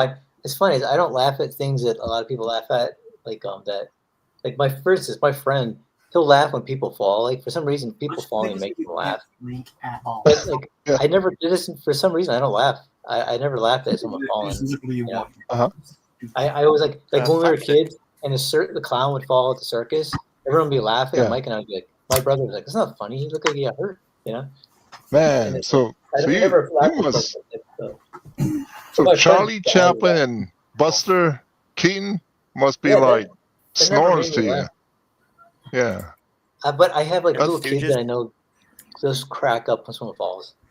How many bites do you think it would take to eat this apple? Well, it's a freaky looking ad. Oh man, that green screen is turning into like Wicked Witch apple. My I would not bite that. Yeah, how many bites? 5. That would probably take me like a dozen or 2 dozen bites. What? Man, with your mouth? I'm comparing your mouth. I got a small bite. All right. Anyone else? Any other Mr. takers? L says 3. 5. 3. All right, let's find out. 1. Tell your son to be ready for the Heimlich. No, he can chew the bite as much as he needs to. There's no more. It doesn't say you can't chew it after you bite it, because that would be choking on an apple. I think 5. That's half the apple though. Well, it looks like you already ate half of it in one bite, so. Yeah. He can't do the other half in one bite. Bite is the deepest. Yeah, Fright See, Night. I knew it. He couldn't do the other half in one bite, so it's gonna be like round 5 or 4. I just watched Fright Night recently too, a couple days ago. The old one or the new one? I heard they're both. I heard the new one was good. I didn't see it the other. There's only one Fright Night. Actually, there's part 2. Look at this. There's a part 2 with the same characters. Give yourself a stomach. There's a part 2, really? How many was that? Was that 4 or 5? 4, did you? 4? 3.5. That's crazy, man. That would have took me probably a dozen bites. Really? Yeah, man. I can't eat food fast. Like I entered an eating competition when I was a kid, and everyone stuffing cookies in their mouth. I was finishing up like my second cookie while they finished like a whole pack, and kids are No, vomiting. Lady Celtic, that was not 5. That was 4. Play the tape again. That was really 3.5. Because that last part didn't even. Lady Celtic's pulling out hilarious. I think it was AI. I think the whole thing was AI. AI. Yeah, that apple was sus. Yeah, that apple was disappearing and reappearing. Apple's sus, man. Yeah. That was a 3.5 He's biter. trying to sell us the pear from Star Wars. You know what? That's it. The Labyrinth had Remember when, apple, right? When Anakin. Yeah. Uh-huh. Yeah, it had an apple labyrinth. What happened in Star Wars? When you're a kid, did any of you like eat an entire like McDonald's cheeseburger in one bite? Yeah, right. As a kid?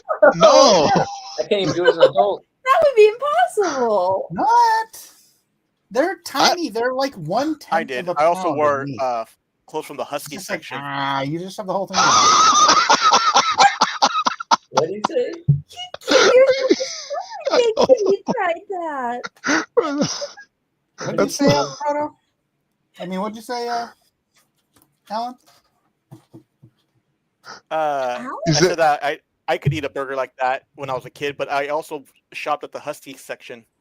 Oh. That's a good one. That's a good one.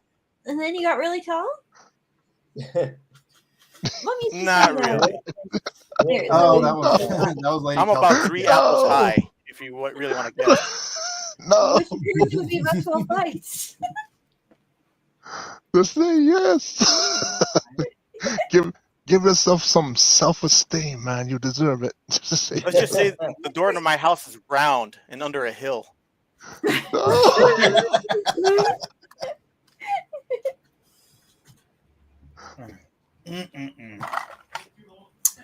was gonna do Whatnot tonight, but Is after ours blind this, cat? I'm gonna probably head over to my daughter's, check out my grandson. Oh, yeah, it's a cute little monkey. Well, Red, what's up, buddy? Dude, Is Eden recovering okay? Yeah, I haven't seen her since the day she gave birth. Like, Because what rent particular did you? What- I was just too busy yesterday. And so today, she was supposed to come home earlier, but she probably got home an hour ago. So How did you not see the I'm big waiting red for my cross wife to get on home the heel from like Tango, you and then we're gonna go head over there. Does that Batman not wear any kind of knee pads? No, surprisingly, he just doesn't. Yeah, you think he would. Oh, with that outfit, he's got the armor and stuff. It's like, Or is maybe they're under his tights. Dude, he's got huge leg muscles too. He's like, Yeah, he's enormous, ridiculously enormous. yeah. Someone pointed that out. Like, how's one's this gonna know I'm Batman going Batman. to hide his secret identity when he's like 7 feet tall with his head the size of a baseball? Yeah. Yeah, how do people look like this in Gotham? Yeah, exactly.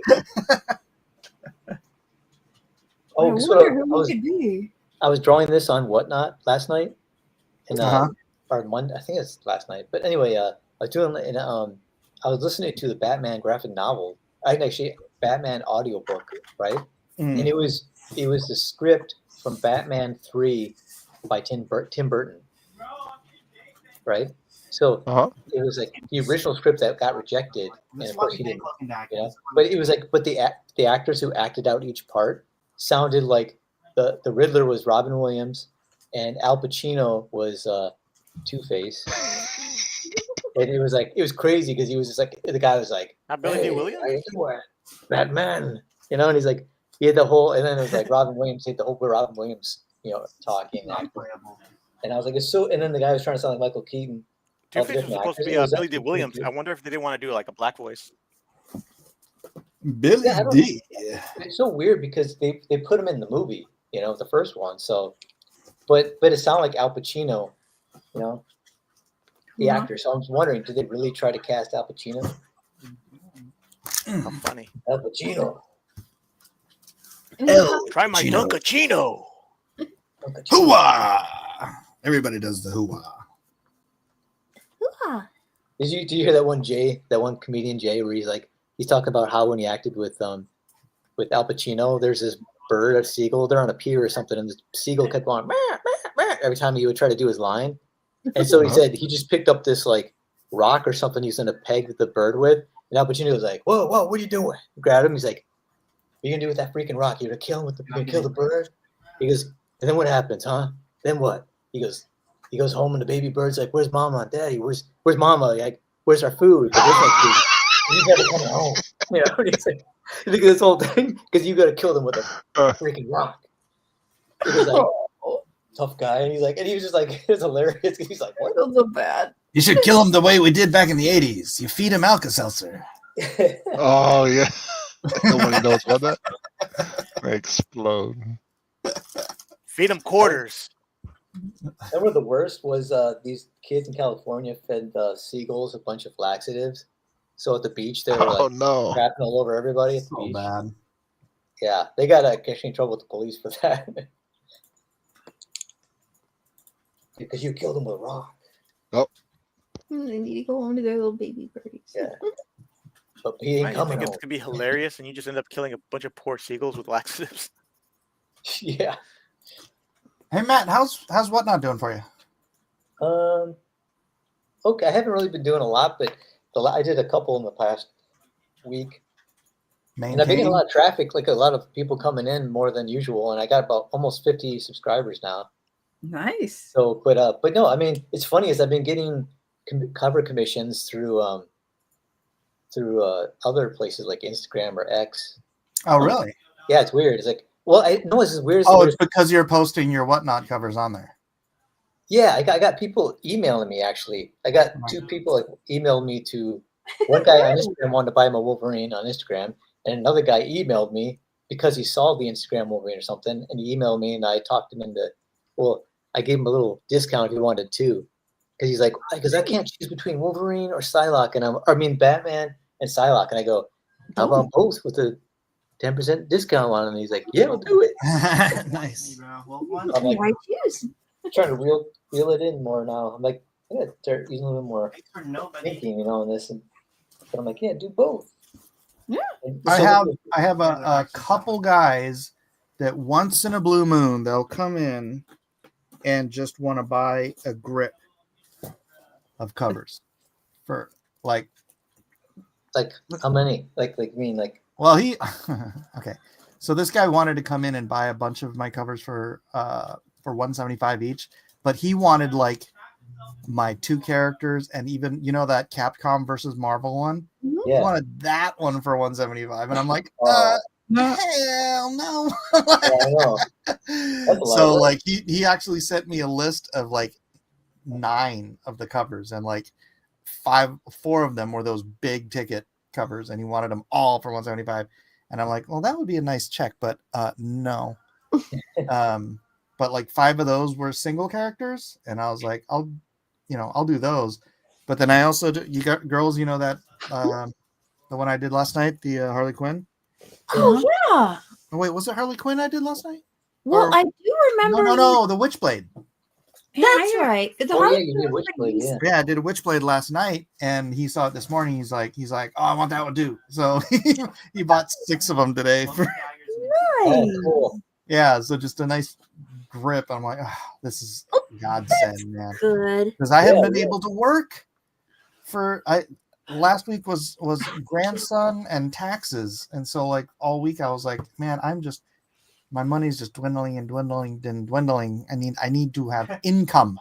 Yeah. I can't not work for an entire week and just. And of course, you still want to be available for Eden and the new grandbaby. Yes. So what a blessing. Right. A blessing. So God provides. Yeah. Yes. This day our daily bread. Yeah. Those catch covers I got too.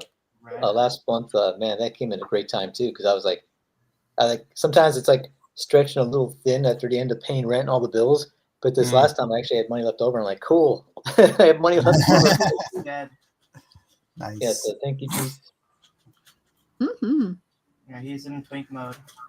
Okay, is anyone gonna just push up? So yeah, normally I would just jump right back on Whatnot tonight, but we're gonna go see the baby. So Our tanks are.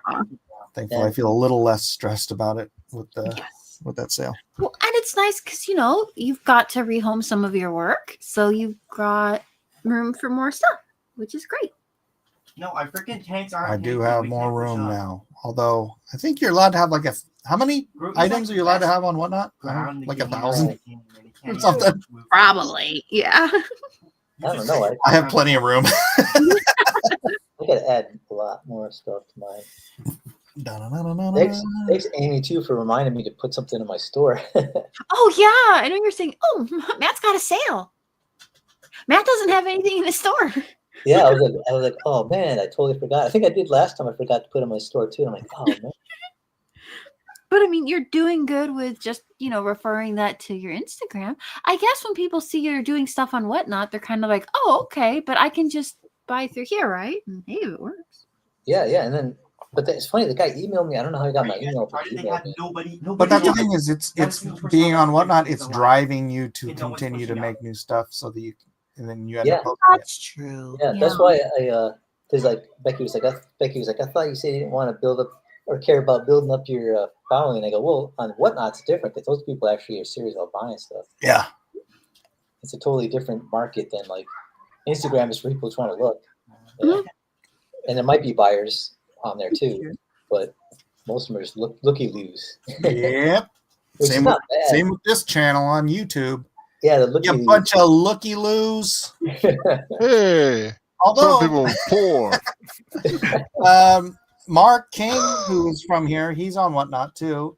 Dennis Peruch, who was one of our. I'm just naming some of the guys who would always come in and buy stuff on the auctions. They're also on Whatnot, so it's like nice. We are driving some people over there. Hey. Yeah, there's a lot of guys who on YouTube who you guys here help buy stuff and have really helped us out too, big time. Awesome one, welcome. Yeah, awesome. That's a nice name. It's just the coolest name. Coolest name is also a cool name. Some of us are on Fix Sale coming out. Yeah, like my mom. Awesome. Lady Celtic Moon and my mom. I think I overextended my jaw eating that apple. Oh man! So 5 bites would have been better, maybe. I was trying to get half of it on that first bite, and I serves you right. I should have gone in from the side off. Instead of the bottom, because it was shorter this way. I could have gone in on the side. I probably could have got it done in 3. Or you could take 5 bites, not hurt yourself. Yeah. That's such a girl thing to say. Guys don't think about whether or not they're going to hurt themselves before they do something stupid. Come on. Hey, we're the camera. Yeah. See, that's where I'm going to bring all these groceries in.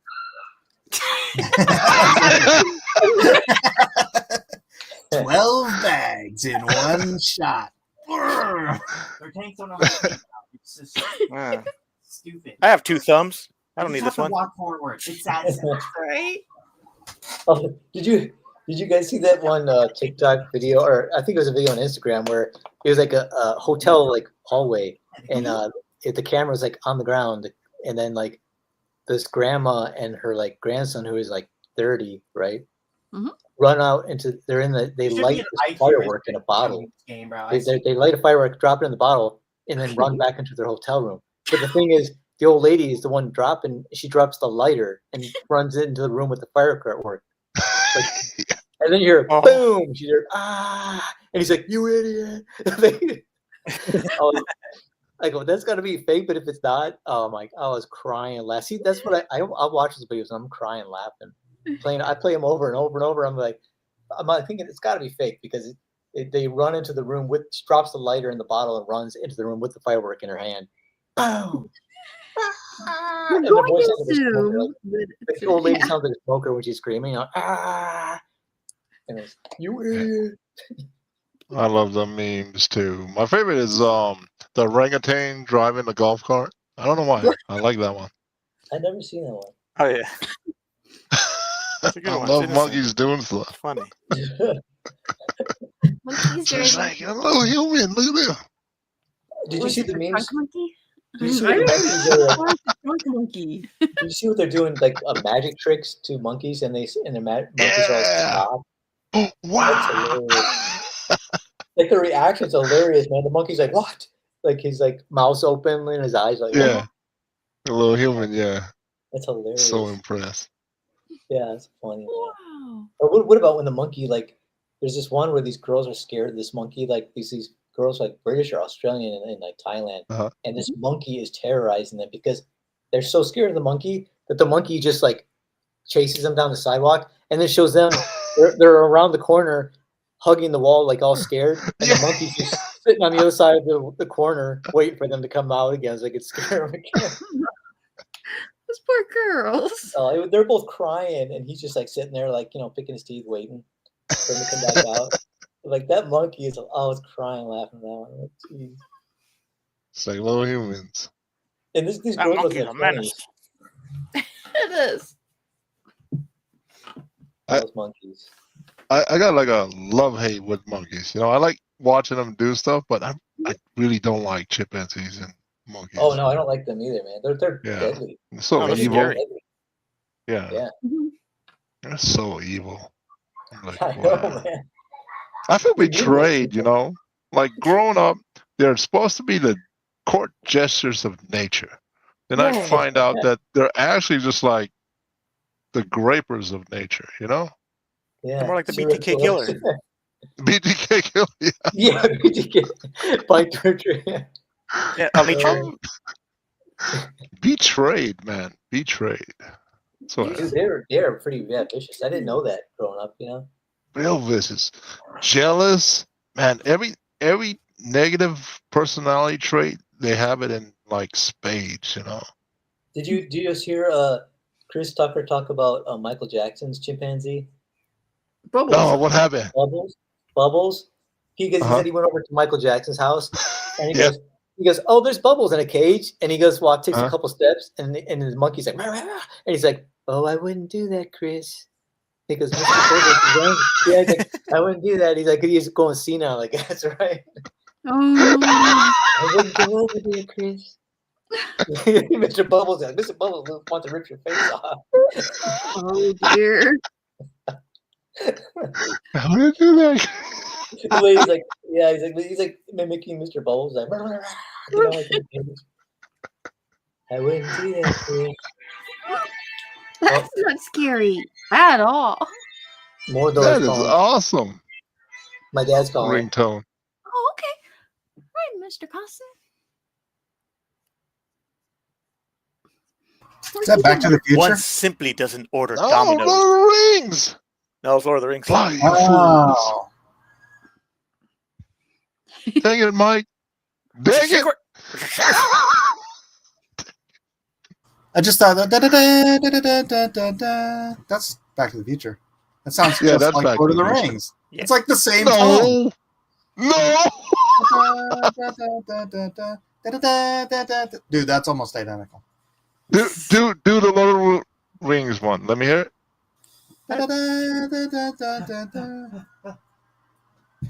Dude, that's Back to the Future. They use the same riff. I don't think that's it. I think you're doing it wrong. Oh, there we go. Oh, okay, thank you, Kevin. There you go. Slightly different. You can see You were making it sound. I was like, no. Oh, you remember? It's from the same stream pretty close. with the Transformer, right? Mike was doing a Chinese accent. The worst Oh Chinese. no! Oh no! Oh no! Scottish mixed pirate. Pirate. How is this Chinese? Dude, I was dying. I haven't put up the part of the video where you're on yet with Lou. That half is actually funnier than the tranny half. Dude, But Lou came in with the I think he was drunk or something, like put him up. I wanted my turn. You know, I wanted my turn. I'm not coming in here defending the Transformer, but I'm a defender Transformer. I'm like, what? Oh, so funny. Just say your piece so I can have my turn. Oh my gosh, it was so funny. All right, I think we just instantly win this next. Amy, were you and Melissa just too genteel to find that as hilarious as I did? Honestly, when people are like that, I'm kind of like, I'm just gonna bow out because this is kind of a little bit. Wait, why does it pull you towards the Mean? Kind of mean. I'm glad you were having fun, but I'm kind of like, oh dear. I was having fun, but I'm also like, I feel sorry for her, you know, or him, however you want to say it. But then that doesn't excuse the behavior, you know, coming in there with passive aggressive style of attributing the faults and wrongs, projecting it onto everyone. I was just like, what? Come on now. Yeah. It's like come in, insult my God and everything, but I don't mean to offend you. You're like, what? You just did. Let me call you all these nasty names and then cap it off with, I don't mean to offend you. You know, like it's gonna pass. It's like, yeah, you just did. That wasn't your intention. Okay. It's like, then and don't then this the wrong way. yeah, and then Lou was upset that we were giggling and laughing because it was fun. It was fun. Like, what are we supposed to do? It was hilarious. I couldn't. Yeah. I'm not. What's that guy that did the What Is a Woman? Oh, Matt Walsh. Yeah, I'm not Matt Walsh. If I find something funny, I just can't help. I'm gonna laugh, even if it's right in your face and it's at your expense. Sorry, you came in here knowing full well. That was funny. I don't know what this is. I just saw the thing and I came in and I don't know what this is. Oh, okay. Hey, well, hurry. Welcome aboard, Brenda. Yep. You're not a serious person. Nope. I am gonna do anything for a laugh. I get that. There are so few genuine laughs in a day. It's kind of hard to not seize them when they show up. When you're like, I can laugh. I kind of. It's a show. It's online. You're taking it too serious and like, I don't know. Yeah, like if you wanted to have a bad time, like why put yourself through this? Right. You know? Dude, the funniest part though was when Lou, when I said it was a mental illness, and Lou's like, "It's not a mental illness." I'm like, "Well, so gender dysphoria doesn't exist anymore?" No, they renamed it. What they call it?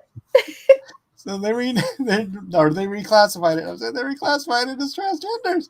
Mm-hmm. Kirby's just like dying. Oh man, because he had the fedora on too, and it was just a living meme. I was just like, whoa. Ooh, step back. If anyone in the audience hasn't seen it, it's on my channel, Cross Examinations, and it's called "That Was a Tran." I'm sorry, I was almost pronounced wrong. That was a Tran wreck. Yeah. So check that out. Just make sure you're not drinking anything while you're watching it, because you'll probably That's all right. He's just gonna spit it everywhere. Now, if you're eating an apple in 4 bites, you might need someone in the room. You know, it's kind of dangerous. Just a little. Try fewer bites, or try more bites. Yeah. I can't do that. I can't do those cross examinations like you do, man. Like Some people, I guess, just have a gift and temperament for that sort of thing, and that's okay too. I'm kind of like, you know what? That's cool. I'm glad God made different kinds of people. Yeah, I find it kind of inspiring because I tend to take But Amy, he only made 2 sexes. That is true. He only did. Male and female created equal. Sorry, Missy. Go ahead. Oh, when I listen to the conversations, it's like I have an intense aversion to conflict. So I just kind of feel like I feel like this is just like exposing something to me that I could use some development in.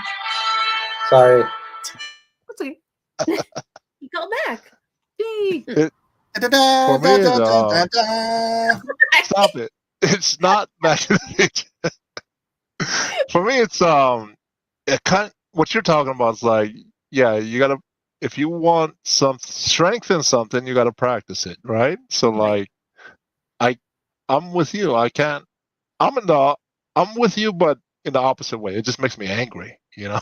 Like, Yeah, I just kind of like I'd love to learn the patience and just kind of like yes. I would love to have more patience with having Exactly, people me too. who come out and just like insult everything you have, say you hold dear, and Dude, if they could spit on Mike, they would right through the boom. Got him right in the face. That's how bad it is sometimes. I'm just like, wow, man. Mm-hmm. Look at him just laughing and stuff. Mike's like, hey, yeah. And he's still talking to him. That's just such a healthier way of dealing with that It than is. like blind fury. It's like but if I wanted to witness to people, like in Pride and Prejudice, Jane Bennett was talking about how she just finds the foolish silly things, people, silly people wildly entertaining. Her and her father both. They just like laughing at ridiculous things. It's So funny. Yeah, it is. If you what are you else are you supposed to do? I mean, like, I think that's a human reaction, you know? Like, what do you want us to do? Lou was upset we were laughing. And I was like, well, what else what do can you you do? want us to do? Mom said you can laugh or cry. Yeah. And it was funny. It wasn't sad. Mm-mm. I think Lou was saying like, I'm not mad, but he was going off on us. So I think you're mad. I'm not angry, and I'm going to yell at you until you understand how not angry I am. Maybe there was an explosion somewhere recently, and he just has ringing in his ears. Oh man, I had a real bad headache, like about a couple of weeks ago, and it left ringing in my ears, and I've been having ringing in my ears since then, and I just don't know what to do. Maybe sinus thing. Oh, I saw I get all these Epoch Health links. They're talking about how to deal with tinnitus. Yeah, tinnitus treatment. Okay. Yeah, link me. Are you on Discord or where can we send you? I'm on Discord and I'm in the room too for drawing a quarter. Either one. Yeah. So either of those would work? Yeah, either one. Did you link me that, please? Like right now, I hear beep. When Lou was screaming at us, I heard beep. He's not literally bleeping, is he? Because it sounds like he's bleeping. And so I was looking online, see what to do about the tinnitus and stuff, right? And then I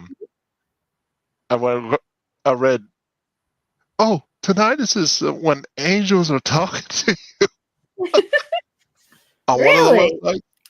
Yeah, and I was like, that's nice, but can I have a break? Like, Right? Can they finish what they're saying and then I can get on with my day? yeah, this is Why does my angel only speak in beeps? Beep. I love you, angel. Beaker but- from the Muppets. That's right. Me. That's not helpful. he's got something to say, man. Just He been a couple does. weeks. Oh wait, Matt and Kirby, you didn't see my latest update, huh? What happened? What were you talking about? My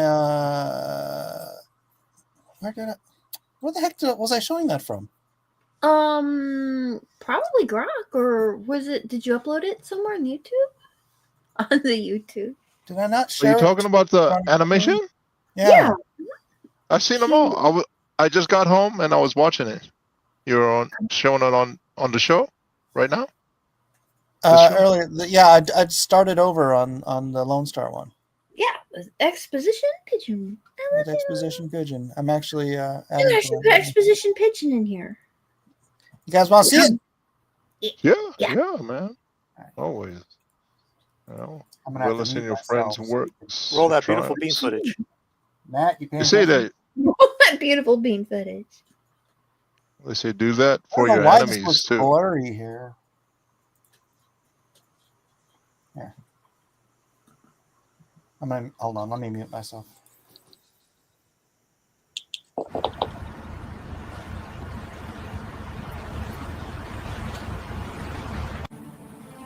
I remember the world a little clearer than most. The air is different now. Thicker, full of a seething, misdirected discontent. It's a world of spoiled children, raised by spoiled children, spoiling little children of their own. It's getting harder and harder to tell the good guys from the bad. But in this sea of miscreants... Miscreants? No, I don't think that's right. Is it miscreants? Why am I asking you? You're a pigeon. I really need to write this stuff down. Being a vigilante can get pretty boring some nights. By the way, Mr. Pigeon, have I mentioned how I know when someone needs my help?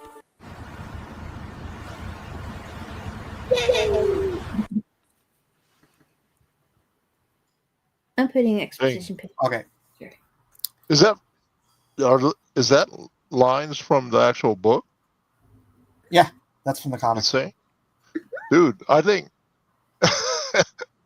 that's like the intro for the live action One Piece. Someone owes you money. Wait, right? what?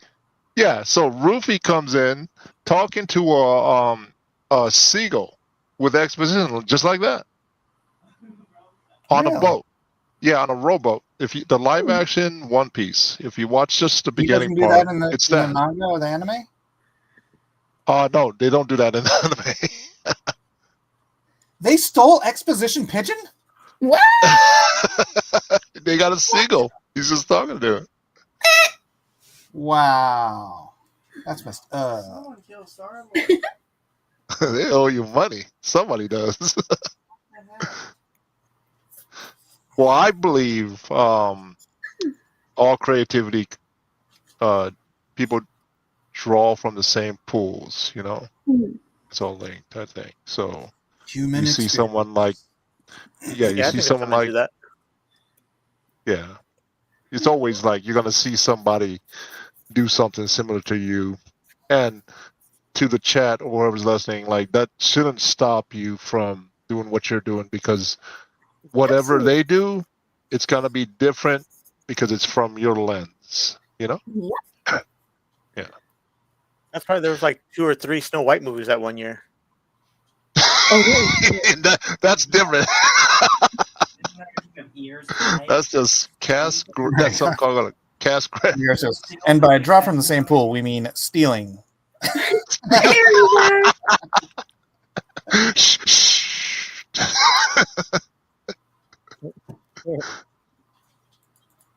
All right.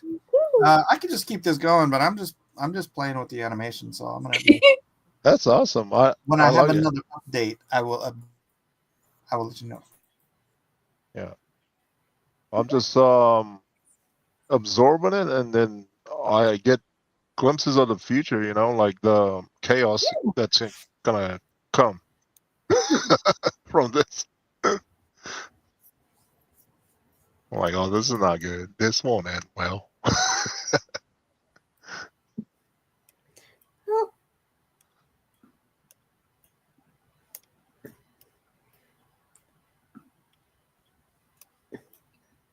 I just have to figure out. Was Matt here earlier when I showed it? He wasn't here, right? He was at the beginning of the show. He's on the phone with his dad. Oh, so he didn't even see it right now. Probably not. Matt's trying to get me a copyright strike. He got up Well, and no other No, thought. that's my song. It's copyright owned. So you better not give a copyright strike if you play it on somebody else's show. That's bad manners. That would be bad manners. That's what I do. I purposely play my own music, and then I'm like, you just got struck. Taking down your channel, your whole channel. So Matt, you did not see the animation. I just saw the Hedge Knight ones you're doing. No, okay, we're doing it again. Oh, I saw the one you just played now. The Did you hear The it? Lone Star? Yeah. Oh, okay. Expedition Pigeon? Yeah. Where he's All talking to the. My dad called, so like, but when he was done, I forgot to take off mute, and I was listening. Oh, okay, cool. How's your dad? How is he? Good. He was calling because my brother had to take some time off of work to rest, recuperate. You know. Oh, And, was your brother okay? Yeah, he just he wasn't sleeping good because he was getting like 3 or 4 hours a night sleep, and so I think it lowered his immune system. So he's just like kind of recuperating now. So I kind of went over and I was making him some chicken bone broth soup, you know. Oh, that's nice. And yeah, put some chicken stuff in it. Made him and my dad some dinner, and then came back over here and started doing John Dean Key. Nice. And, so, but I was calling because Becky was kind of helping him coordinate getting time off. And, Oh, that's good. yeah. So your dad and your brother are together? yeah, Looking for each other? Okay, that's good. yeah. So he's been sleeping most of the day. We watched some King of Queens, and then he's watching Heart to Heart, an episode of that. That's a good show. I don't know if you've ever seen that. It's on Tubi. Heart to Heart. It's a husband and wife team that are like billionaires, and then they're also solve crimes, murder. Oh, okay. Interesting. Yeah, it's pretty. You'll good. never guess what decade it's from. The 80s? Yeah. Right. Yes. Oh, okay. Yay. Robert Wagner, man. Sit, Ubu, sit. Good dog. Bullets. And King of Queens, man. I haven't seen that show in so long. I was cracking up watching that one. Like the episode when they go to church and then his wife starts praying for things and she's getting her prayers answered and then he's like, you can't do that. She's like, what? He goes, did I pray for the widow who had her hurt broken hip? She got, you know. He goes, yeah, but you can't pray for shoes and all that stuff. She goes, I can, and I did. And she's like, and I got them. There you go. And then she's going to pray on the side of the bed. And he's like, what are you doing? She's like, I'm praying. He's like, and then he's like, all right. And he started praying. He goes, what are you doing? He's like, I'm canceling out your prayer praying, you know? And he's like, you can't do that. She's like, bring it. He's like, I'm bringing it. And they're like praying against each other. So and then she catches him praying over his football team so they won't lose and they win. And she's like, I saw that. And then he's just like, they won. And then they won it. And then he just goes, we tell no one of this. You know, like it's like discovered a new secret. They Oh, discovered so the prayer. Yeah. Yeah, using God like a genie. That's what he said. That's what he said. Shameful. Using God like a genie. He goes, its prayer is like this, not like an eat Bob's head, you know, like that. You know? Exactly. It's a different shape. It just cracked me up. So Shameful. Shameful. it's funny though, man. I was like cracked up so bad because then he's at the butcher's market and he sees the pastor there and he's just like he wants his last a piece of what's it called, the mahi fish, and the pastor is like kind of like looking at it and he's like, oh no, he's gonna take the last piece. She goes, well, just pray, So he prayed that he wouldn't take it and he didn't. But then when they went to church, the pastor was sick from salmonella poisoning or whatever. Salmonella poisoning because he got different fishes. And they were like, we did it. We're on a reckless praying spree like Bonnie and Clyde. Reckless. Prayer. Oh, that's so funny. That's so cute. Yeah. That's hilarious, man. Yeah, it's like I like the way they take it, like these like everyday things, and they just go like ballistic. Like some of it would remind me of friends we had, like who were married couple, and he would do the dumbest things that would just like that, like a sitcom thing. Like, but he really try things out. Like, I'm like, what are you doing? That's a bad idea. And he's like, no, I'll just say this and then do this, and I'm like, dude, that's stupid. Don't do it. That's a bad idea. And he would do it, and he would just get busted. Like, I'm like, told you. I'm like, so every time I watch a show, I'm like, that's like my friend. I'm like, yep, that's him. Yep. Like, you think no one would really do that in real life, but not. He does. No, there are a few. Oh man, like did you see the one King of Queens where his wife's sleeping, she has her legs on his lap and they're on the couch, she's sleeping, and he puts his leg up and accidentally knocks over a drink onto like her papers on the coffee table, and so he like goes, oh crap, so he puts her legs down and he walks up and she's sleeping, he takes her hand and puts it on the overturned cup, and then he goes up the stairs and then he goes, Carrie! And then she wakes up and she's like, oh no, and she sees the spilled paper, spilled drink on her papers. And I'm like, that's the kind of stuff that he would do. I'm like, jeez. Yeah, so good. That show was, man, it got so good watching that show. It cracked me up every time.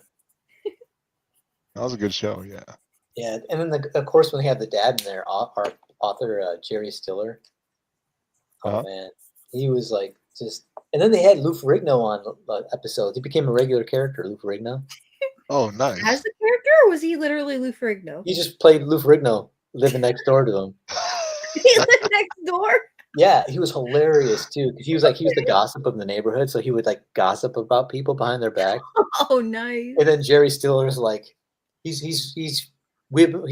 spinning his web, grabbing people and pulling them in and saying lies about me. And then like at the end of the episode, like he inherited these 2 double beds because like was it their bed was, they had to get a new bed for some reason, so they borrowed these 2 twin beds that they put on each side of the room. So when Lou Ferrigno came upstairs to use their bathroom, he saw the 2 separate beds and he was like, oh my gosh. So he like started spreading the rumor that they're sleeping in separate beds, Doug and Gary. And, it's so hilarious because it's just perfect. And then it's like they're at a football game at his house watching like the Super Bowl, and one of his friends goes, "Oh, don't make him angry. You don't like him when he's angry." And he's like, "Yeah, I never heard that one before." It's just funny because, and then he says something like, "He's like, oh, I like meatballs." He's like, "I bet you do." He says stuff like that, to the friend. Oh, that's what it was. It was that one actor, comedian. What's his name? He plays Spence. He's like super left. Kind of like a story. What was it? Patton Oswalt. Patton Oswalt? Yeah. He was like a regular in there. He's always ripping on him. Oh, it was so funny. Lou. He was funny on the show. Yeah, he is, man. Spence. Like when he killed his wife. He lives with his mom. He lives with his mom. And then when he lives with his mom, he's like talking to Jerry Stiller, the dad, and he's just like, but he's like puts out too much information because he's like, no, it's not like we sleep in the same bed. And he's like, wait, you sleep in the same room with your mom? And he's like, it's not the same bed.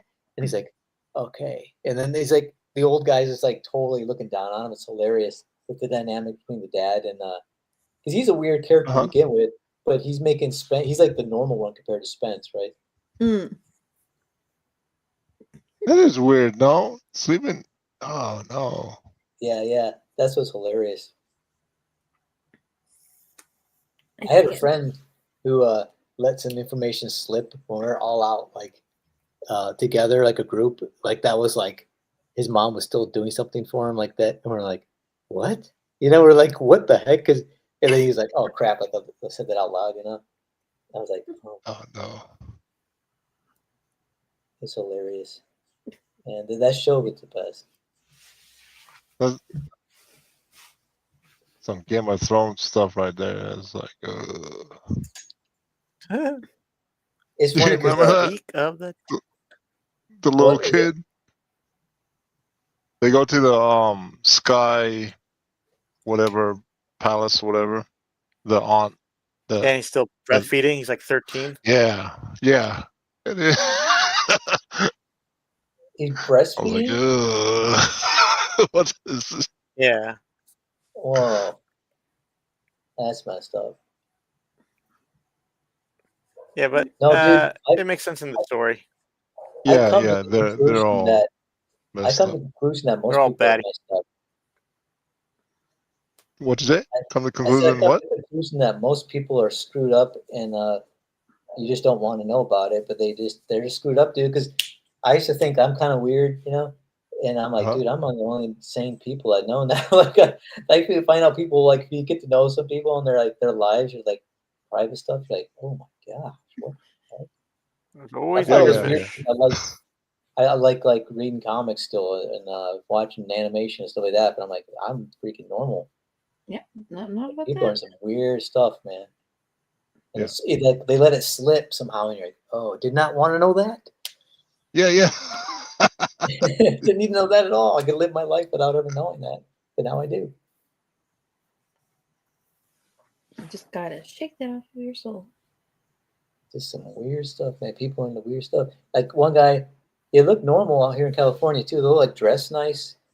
They're wearing cologne, perfume, but they're out of their mind. It's like, oh my god. Were they Jehovah's Witnesses? Nah, I'm just playing. Oh man.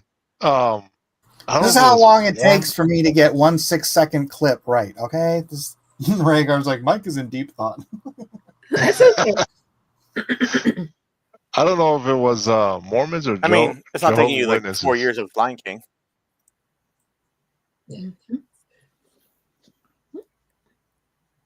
What were you saying? Oh, my little brother, like age gap. My little brother, when I was in the military, he was like 6 or 7. Oh wow! And I was like, Your yeah, little brother. it was huge age gap. So like, anyways, I came home from leave one time to visit the family, and I rang the doorbell. The guy opens the door. I'm like, what? You don't open the door. You ask who it is, and you should not be saying anything.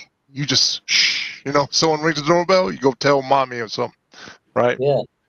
And then so anyways, I was like, where's mom? So mom comes down and it's like, oh, did he open the door? I was like, yeah. And then she tells me like she was taking a shower one day, right?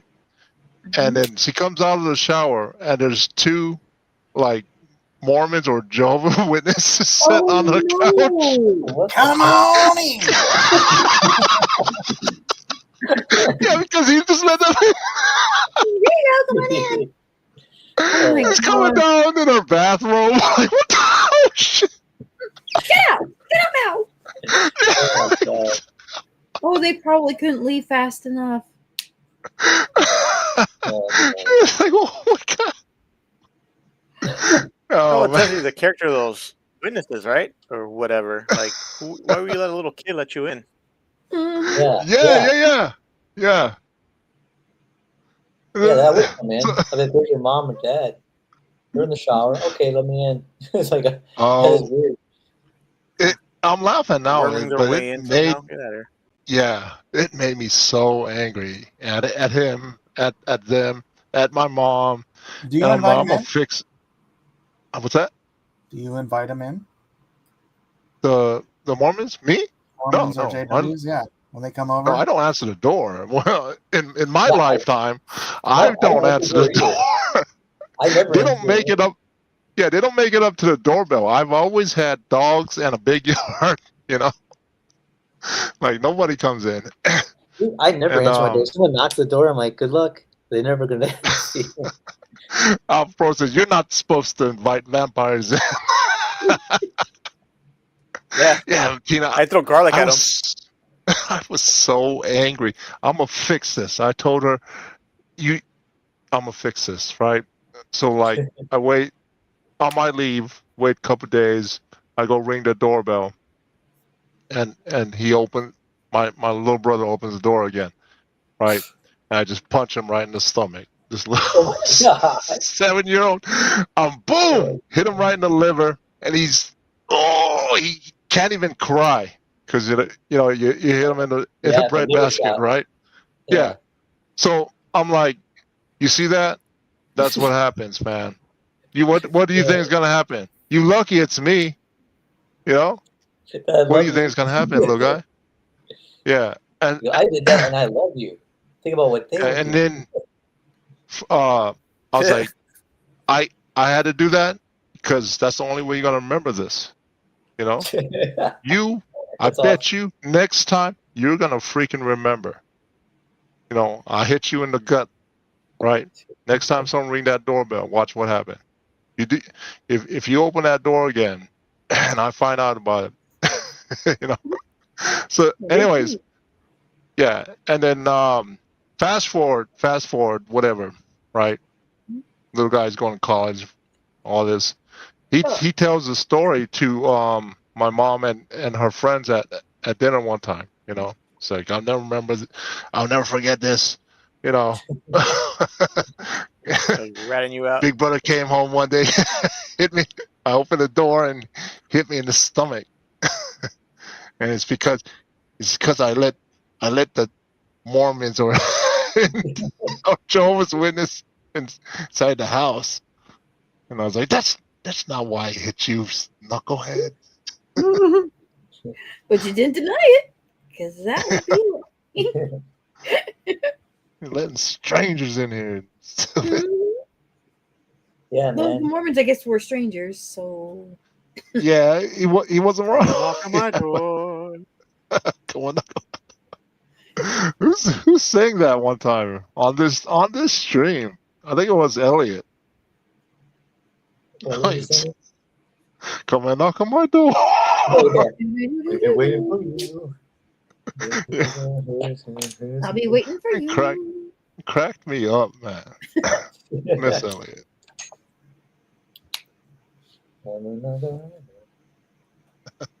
Yeah, dude, that show though, that King of Queens, man, is so funny. But that's what reminds me of that what's his name?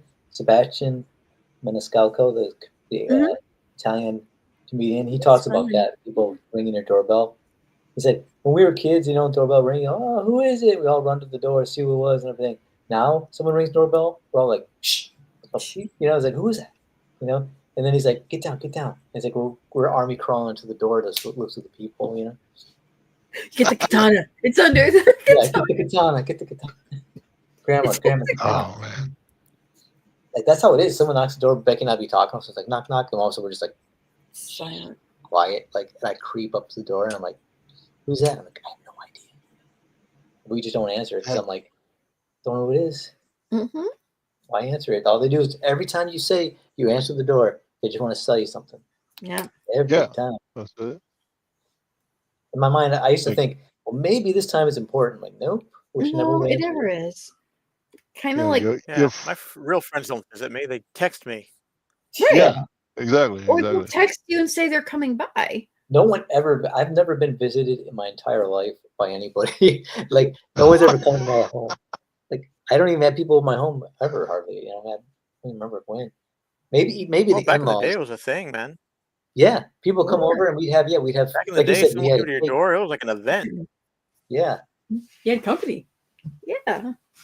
Yeah, it was like fun. Like, hey, someone's here. Hey, I was in the neighborhood. And it's like, I was in the neighborhood, and I was like, what are you coming over here for?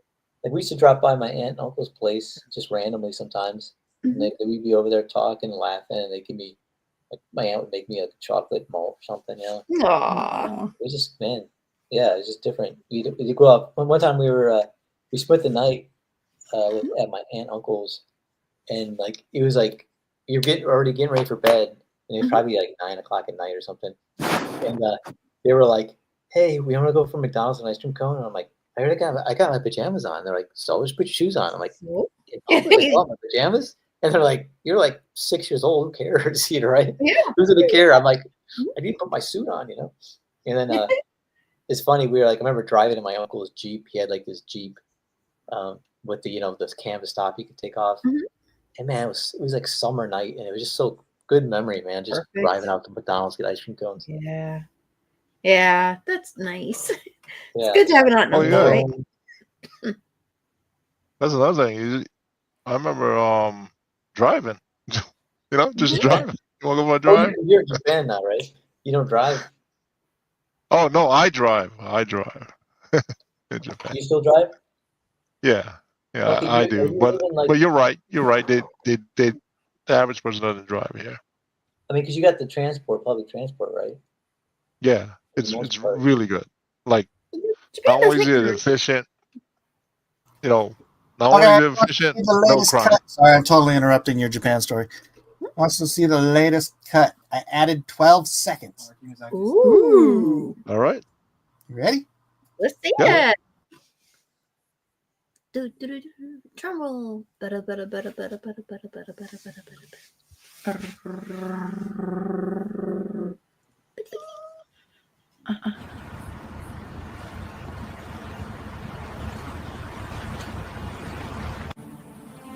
I remember the world a little clearer than most. The air is different now. Thicker, full of a seething, misdirected discontent. It's a world of spoiled children, raised by spoiled children, spoiling little children of their own. It's getting harder and harder to tell the good guys from the bad. But in this sea of miscreants... Miscreants? No, I don't think that's right. Is it miscreants? Why am I asking you? You're a pigeon. I really need to write this stuff down. Being a vigilante can get pretty boring some nights. By the way, Mr. Pigeon, have I mentioned how I know when someone needs my help? No? Well, I have this animal-like instinct that allows me to sense...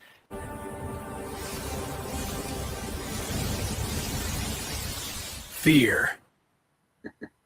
Yay! That's it so far. Cool. Cool. It's looking awesome. Then we get to go into the. It does the effects animation too. This is wild. Says Dummy. Is that cool? Straight out the comic book, right? Sound like Chris Pratt. No, I'll have to do a voiceover.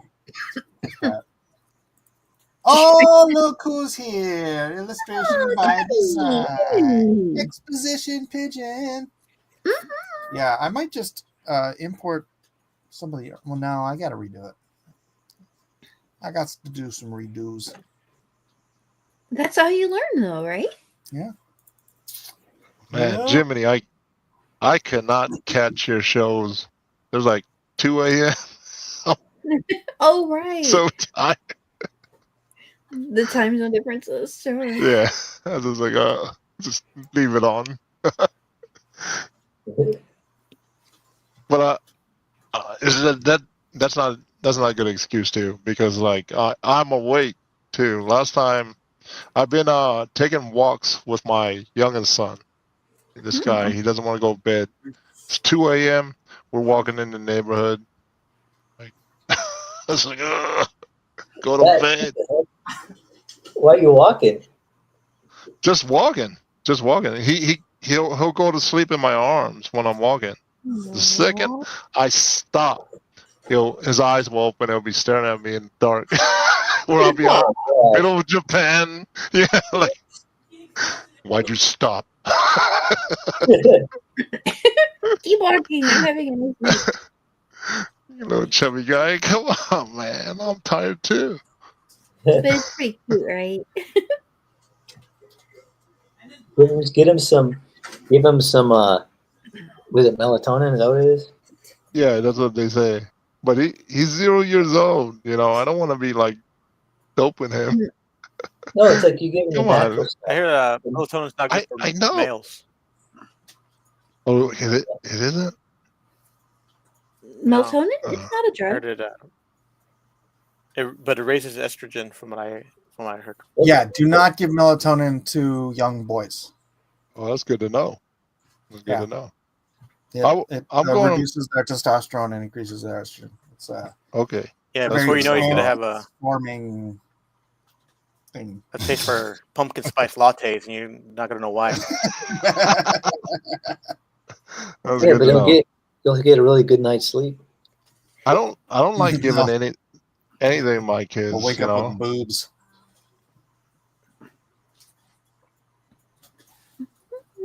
Do you guys use filtered water in Japan too? What do you mean, like?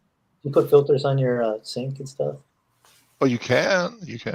It's not is it government. They out here, they do That's what you're asking. Yeah, What's everybody that? drinks filtered water out here because you can't drink any like water that's. Oh, we have acid rain for from the tap. water for tap water out here. Well, there's that. I don't yeah. trust. Yeah, I don't trust the tap too, even out here. I think I got that from America too. Being American. Don't open the door. Don't drink tap water. Never drink tap water, man. But I do remember drinking tap when I was growing up. You know. Yeah, you drink out the water hose in the backyard. Yeah. I did that a lot. The public water fountains. No. Yes, anything's okay now and again, but if you're like, yeah, but for most of my water consumption, I'd like to have filters, and that's okay too. I've had to explain myself again. Recently, people ask like about my firefighting, right? And I was like, I mentioned, yeah, I used to work from Lake Shasta, you know, and they're like, oh, they wanted to know about if anything weird ever happened to me when I was doing the forest firefighting, you know. And I was like, no, fine. Man, I did that, and for the longest time, I was supposed to go back to the department, right? But they just kept me out there, right? And I would get hired on, contracted by Bureau of Land Management, National Park Services. I was getting paid crazy money, and I was like, okay, fine, I'll be out here. And I was doing a lot of stuff by myself, just middle of nowhere, you know, just by myself. Sure. Yeah. I was in the smoke watching. I was cutting down trees by myself, tagging trees, or preparing, guiding hand crews and stuff like that. And anyways, and I've never had anything weird happen to me, and it was heaven. It was heaven. You know, I would sleep out underneath the stars, all this stuff. Come to Japan, tell the same story that I just told you right now. People like, oh, did anything weird happen? I was like, why do they keep asking me that? They're like, you need to look up 411 on YouTube. So I looked up 411, went down the whole rabbit hole of YouTube, found out all these crazy, mysterious, dangerous, nasty things happen to people out in the national parks. And I was just, I am never going back out to the woods in America. Oh, that's funny. And then specifically like Shasta Lake, Mount Shasta, that whole area that I've been all around had some of the most gruesome stories out there. Lord was looking after you. There was a guy that doing the same job I was doing, right? They found his body torn in half out on one of the trails, right? And the contents of his pockets and his socks were folded up nice and neat on rocks. But this guy was torn in half. And this this and his chainsaw was right there next to his body, you know. And I was just like, so they don't know what tore him in half, you know? And I was just like, ooh, because I was on that same trail. But the one thing, I was always strapped. Like, it's illegal to go to these national parks and areas with a gun, you know. But I ain't going out there middle of nowhere without being armed. I was armed to the teeth every time. And the Get a find or park die. rangers, those park rangers, they knew it, but they didn't care. You know, every time they'd come out, bring supplies to me and stuff. That, you know, we'd just be joking around all the time, so they didn't care. I believe Blue Moon Cartoons has something confused. He said all those 411 cases are so fascinating to me. 411 is information, Blue Moon. No. He's right. It's called 411. Those cases. Yep. That's the name of the information. I know. That's what I said. That's what I said. You're thinking exactly what I was thinking and saying exactly what I was saying. Some Japanese guy was all into it. 411 is it? You gotta look it up. I was like, that's just information. And he's like, no. Yeah. So like, well, tonight, if you want something while you're before bed, you know, go look up 411 on YouTube. Just binge watch whatever they got out there, and you'll see too. Did you see this one video of this guy? He's on he's out in the middle of the woods, and he's on this like dirt bike, and he's like, he sounds like one of my friends from school. The way he talks, he's like, oh, you never know who you're gonna run into out here. You see, if you don't go further than you usually go, you might miss out on all that gold out there, you know. And he's like, he's driving out in the middle of the woods on a dirt bike, and he's trying to move this giant like tree branch out of the road, or not even a road, it's a path. And all of a sudden he hears, "Hey," like that, and he's like, he's got the camera on, body camera on, and he's like quiet. He's like, "Oh, I think I know." And he's like, and you hear, he goes, you hear, "Help, help," like that. And he goes, "Hello," and all of a sudden you hear sound of heavy branches breaking, like just feet away from him over this ravine, coming closer to him. And he's like, and he's like getting his bike. He's trying to jump it, trying to make it to start. He's like, and he gets it. He's like, takes off, and you're like, he's breathing heavy. And I'm like, what the heck? And then he comes back, right? He comes back, and it's starting to get dark. And he's kind of going, and all of a sudden he's like, he stops, and he kind of turns his bike off, and he's listening. You hear all the crickets and everything going. All of a sudden, all the animals, everything just goes dead silent, and it's just like, that's not good. Like, what the heck? Everything's dead silent. And then all of a sudden he hears something, and he looks over to the right, and he sees something in the shadow of these trees, and he just starts kick starting his bike again, like, yeah. And he found bones on the path too, like bones laying there. Yeah. Oh man, see, hearing that made me angry, because I would go help that person. Help! I'm like, where are you? Yeah. But then they start running. It's like running. It's like a siren, something calling you. Yeah. But it sounds like an animal going, meow, meow. But it's like, people are like, the skinwalker, man. Yeah. Skinwalkers, I found out. American Indians do not even use the term. They don't. They believe if you even say the term, it's inviting them into your like life. You know. Mr. Owl ate my lollipop in 3 bites. Man, not 4, not 5. That's so freaky. Find them out about that stuff. Yeah, I'm never going back. I made so much money.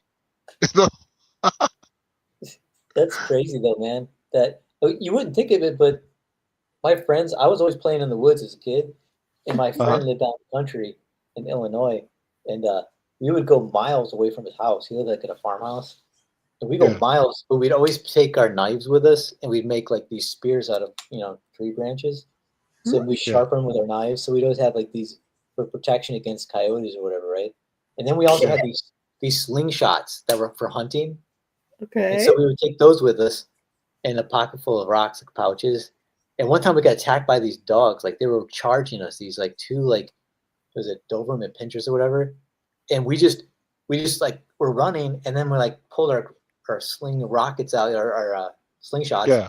and we just started firing rocks at them, and they would hit the tree. It's not like a bullet ricocheting off a tree trunk. Like, and the dog like just like took off running the other way. We're just shooting at him.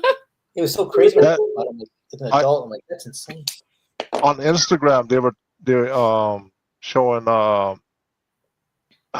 one of those crime stories, right? And just like you, there was a group of kids. They had the wrist rockets like you got, right? Yeah. And they got attacked by this big bald dude, right? And they hit him with marbles with the wrist rocket, and he actually, those things are deadly. So when he got hit in the face twice, he ran off, right? Yeah. And how they caught him was because of those 2 hits to the face. They showed his mugshot, and he had this dent, one dent and a big knob on the other side from the marbles. Yeah. Yeah, you can kill with those things. Yeah. I mean, because you just hunt for hunting, hunting small animals. And man, we shot it, but I still, to this day, I still have that slingshot. Like, that's good. Those slingshots. Yeah, I got those. I got one of those slingshots. They kill.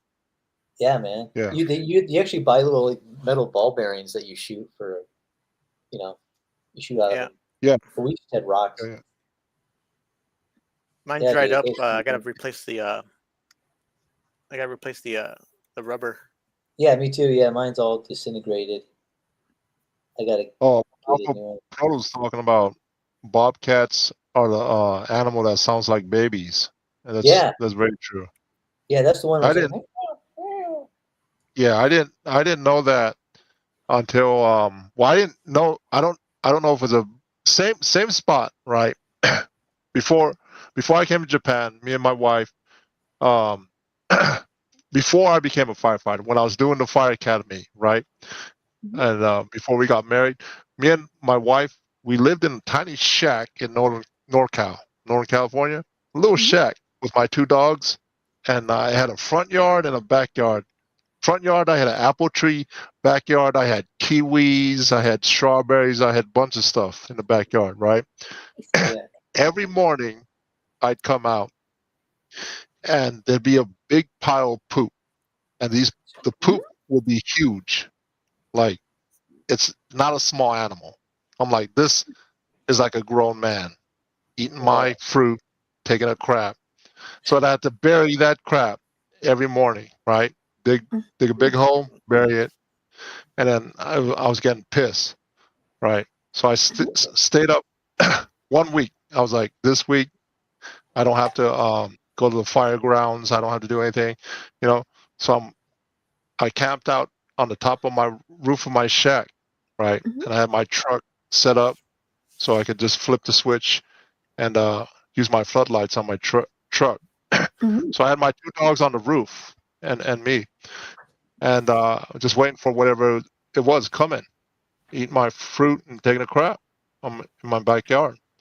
So like I saw a shadow like jump down from the back gate of my fence. My fence is over 6 foot tall, right? And I was like, oh, it's time. I was so happy. I had my guns and bows.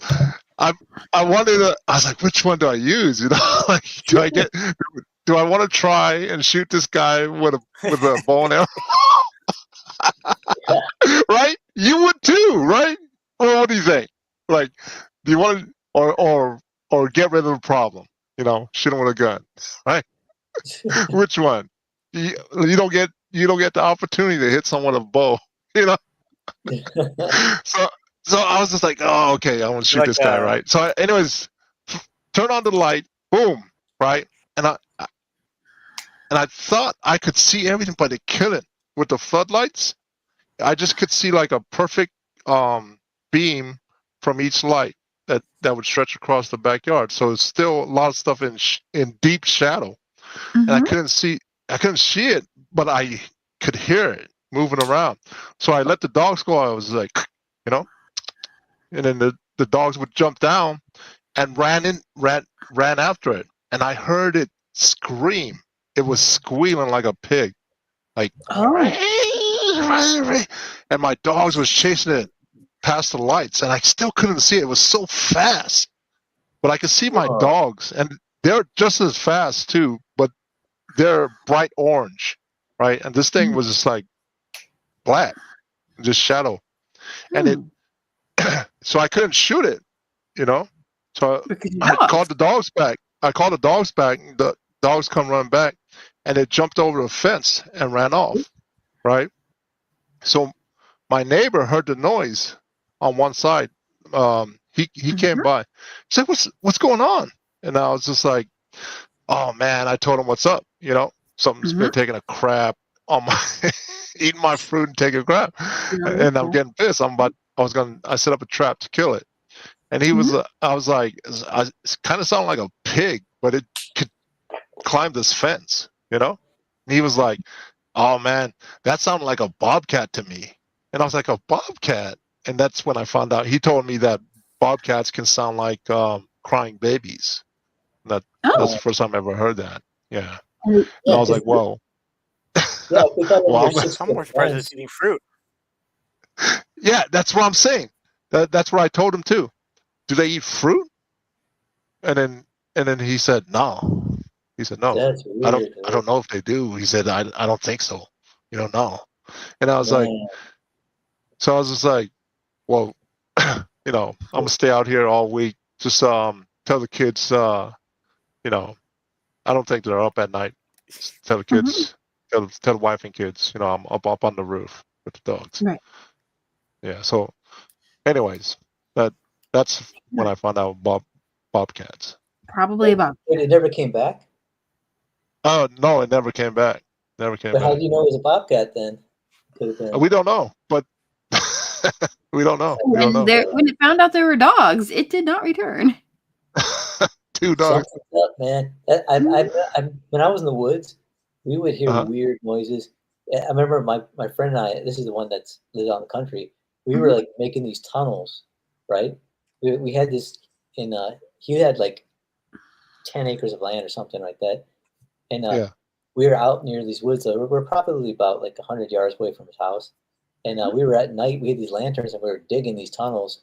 And all of a sudden, like behind us, there's this big field where there's a fence, like a horse wire fence. You know, they have for electric horse fence. You know, and in this field, it's pitch black. We just heard this like sound of like these animals on, and they're like running. You can hear them running, getting closer and closer. And at first, we heard the noises of the growling, and then we heard the running, and we were like, my friend's like, grab your stuff and run. We just took off running in the dark, running towards his house. And I mean, that was the most scary of it. And I was like, just imagining some creatures behind us trying to like catch up to us. And I'm just booking it like, oh, you know, and we were just running. Like, I mean, I've never run that fast. Made it into his farmhouse. His parents weren't home. So it's just us. And he's got like this deck that goes around the whole house. And the bottom of the house, all glass windows. So I'm like, let's go upstairs. Something in my mind, I could see like some werewolf or something trying to dive through the windows, like in the room, you know. So like, I want something that I can get up the stairs and to lock a door or something, you know. And I was like, but I didn't want to look like a wuss, so I'm like trying to like, hey, let's just go upstairs and play something, you know. And he's just like, okay, and I'm like, yeah, I'm not down here, man. Your parents aren't even here. I'm like, this is crazy, man. Because I lived in the city, you know, area, right? And, but I love out there in the country. He had this country house that his dad made with his older brothers, and it was like 3 stories, but it had a 4th story, which was 1 bedroom on top of the roof. They used a ladder to climb up inside, and it was carpeted. Oh, it was so cool. It was almost like a watchtower on top of the house, and we would sleep up there just for fun, like slumber party up there once in a while. And it was so the window was blowing. It was like, and it was just like you're on the very top, and it was just so crazy. You could see everything around, and That's awesome. yeah, dude, it was good memories, man. We would play ninja, like where we would hunt each other in upstairs because he had his older brother and sisters. He was like almost like an only child. They were all adults and married, so he was like he had his whole upstairs to himself, and it was like his room was bigger than his parents' room, and we would just like hide in these rafters, and oh man, it was just fun, man. Oh man, Alpha Bro says like the movie Monster Squad. You remember that movie? Oh, I love that movie. Yeah, man. Yeah. What do you think? Wolfman has nards. Well, Wolfman's got nards. And then at the end, the Virgin has to recite the incantation. He's like, "It's not working." Yeah, it's his sister, right? The cheerleader chicken. She's like, "Not working." He's like, "It's his sister." Yeah, and she goes, and then he says something like, "Yeah, something." Well, that doesn't count, you know. It doesn't count. Yeah. He's like, "Oh my god!" So they had that little girl read. Yeah, the little sister, because the little boy says, "Is she a virgin?" And then the cute little girl was just like got a little hair flowing to her face. Yeah, and then when she's reading it, the vampire gets right up to her and grabs. He's like, "Give me the grabs ammo." her little chubby cheeks. Yeah, picks her up. That's man, those shots. That movie was awesome, man. That movie was awesome. That kid when he shot the Loch Ness monster, he's like crawling up on him and he shoots him with a shotgun, and these kids go, that kid. "Whoa!" He said, "What he said? Hey, was it his name? Fat? Was it fat kids? Yeah, the fat kid." They said. He said, "My name." He's horse. Yeah. He cocks the gun. Yeah, cocks a shotgun. Like a badass. Yeah. I own the soundtrack for that movie. Becky bought it for me for a birthday. Yeah. Monster Squad. What do you think? Would you like to see a remake of that? No, never. I don't want not today, anyways. No, dude, they wouldn't even know. They couldn't make that movie today. The kids today don't even have a life. They don't do anything, right? They just sit and play video games all day. Poor kids. Dude, what? I'm Speaking gonna of which, abandon my drawing here. what about Oh, there you go. Nice. Mike, is there a way? How do you do stream your whatnot while you're doing drawing quarters still? I mean, I haven't been doing that because my OBS just decided not to work. And I never figured out how to fix it, so I just stopped doing it. Okay. You have to have the OBS to do it. Yeah. Okay. Or some equivalent thereof. Yeah, it's funny, man. Like kids, like I was babysitting my nephew and with Becky, and he's like 2 years old, so now he can walk around, run and stuff. But he throws stuff. Like he would he had like little wooden blocks, and he'd like chuck them, just like chuck him. I'm like right in your face. Like, but he didn't do it to me. Like he would start throwing at Becky, and I'm like, but he's not even like doing it out of malice. He's just like, "Hey, I got a block." He's like, wham, like wail it at you, right? And then I'm like, "Hey, don't do that, man. Don't do that, you know." And get that boy a contract. Yeah, and then it's funny is like the first time he did it, the first time we babysit, I stopped him from doing it. Like he never did it again. And then his mom mentioned it on some video. She was like, "He's at this phase where he's throwing things," and I go, "Yeah." I didn't. And then she said she was driving the car and he threw a tumbler at the windshield, like in the back seat, and just scared the heck out of her. She's like, "Wah!" It's like, like it was almost gonna break the window. How hard he threw it. She's like, "Oh my god!" She goes, "What do you do?" And I go, she didn't ask me, but she was asking online. Anybody tips on what do you do to stop the kid from, because he's not doing it out of malice or anything. He just punch them. And I was how old is he? 2. And punch him in the stomach, dude. Haven't you been listening? I just talked to him. I go, I don't know hey, about two. I get two. They don't 7 understand crap. They don't works like understand a charm. I talked to him and he stopped doing it. I just talked to him. I go, hey man, don't do that because you accidentally hurt somebody. It hurts. It hurts, you know. And he's looking at me like, what? And I'm like, yeah, you hurt somebody. And guess what? Stop doing it. And he babysat him. He never did it. Nice. Actually, he didn't even mean it. He accidentally hit me in the glasses. And I didn't get all mad and everything, yell at him. I just go, hey. And Becky goes, hey, don't do that. You hurt Matt, Uncle Matt, you know? And then all of a sudden he just kind of puts whatever he had down, and then he walked over slowly to his chair and sat in his chair, you know? And so he didn't pout or anything. He just kind of sat there. And then all of a sudden, I'm watching some TV, and a minute later he comes up and he goes, Uncle Matt. And he just gives me a hug. And I'm like, yeah, that's cute. Yeah, good job. Thanks, good man. job, It's okay. I'm okay. And he's just like, you know, but like he never really says much, so he doesn't show much emotion. But he just like gave me a hug, so I guess he felt bad. But I didn't reprimand him on purpose. That was your cue, Matt. You healers, no heals? That was your cue. That's awesome. Yeah, he's a good kid. But he's like Uncle Matt, Uncle Matt. I have a story like that about the kids, which it's. I honestly, because like Isaac's our middle kid, but he acts like an eldest child, right? Which is I've never heard of before, because the age difference isn't that big, so you would think he would have middle child syndrome. But when Isaac was born, Elijah and Eden were 4 and 5, right? And right when he was born, they started acting up like I'd never seen them acting up before, right? And they're good, generally well-behaved kids, and they started doing this acting up thing. So I took him outside and I sat him down on the deck and just asked him point blank. I was like, "What's this? Are you acting like this because Isaac's getting all of the attention?" And they're just both like, yeah. They're perfectly aware of why they're acting, exactly why they're acting. And I just explained to him, I'm like, look, when Elijah was born, he got all the attention. And then Eden, when you were born, you got all the attention. It's Isaac's turn right now. He's going to get all the attention. And then as you guys get older, he'll get less attention and it'll all equal out again. It will ignore all of you. And they both go, okay. And they just stopped acting up and they stopped trying to get all the attention.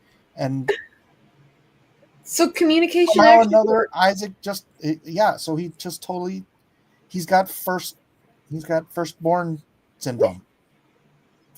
Which it's really weird. It was really so this is your fault. Oh dear. Well, fine. I mean, he's conscientious and he does what he's told and all that stuff. So yeah, dude. When I was a kid, I would always try to take care of my younger brother all the time. So like even when I was really, really little, I would like put him first and like try to make sure he was taken care of all the time. And my mom said I was always checking on him when he was just brought back from the hospital. I'd be like, baby's hungry, baby needs to change his diaper, you need to change his diaper. Like I was always checking on him, and he'd go, and I'd be like, he's hungry, he's hungry.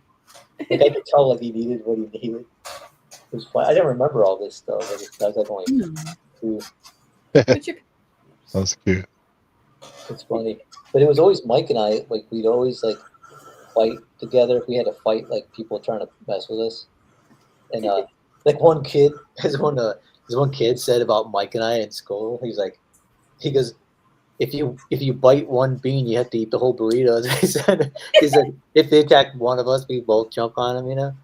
If you bite one bean, you got to eat the whole burrito. Like, that's right, man. That's awesome. But it's funny is Mike, when we're in high school, I would let him handle whatever he needed to handle because he could do it. But if he was getting jumped by a bunch of people, then of course I'd do something. But it was one-on-one, I'd just be like, he can handle it. He's got it.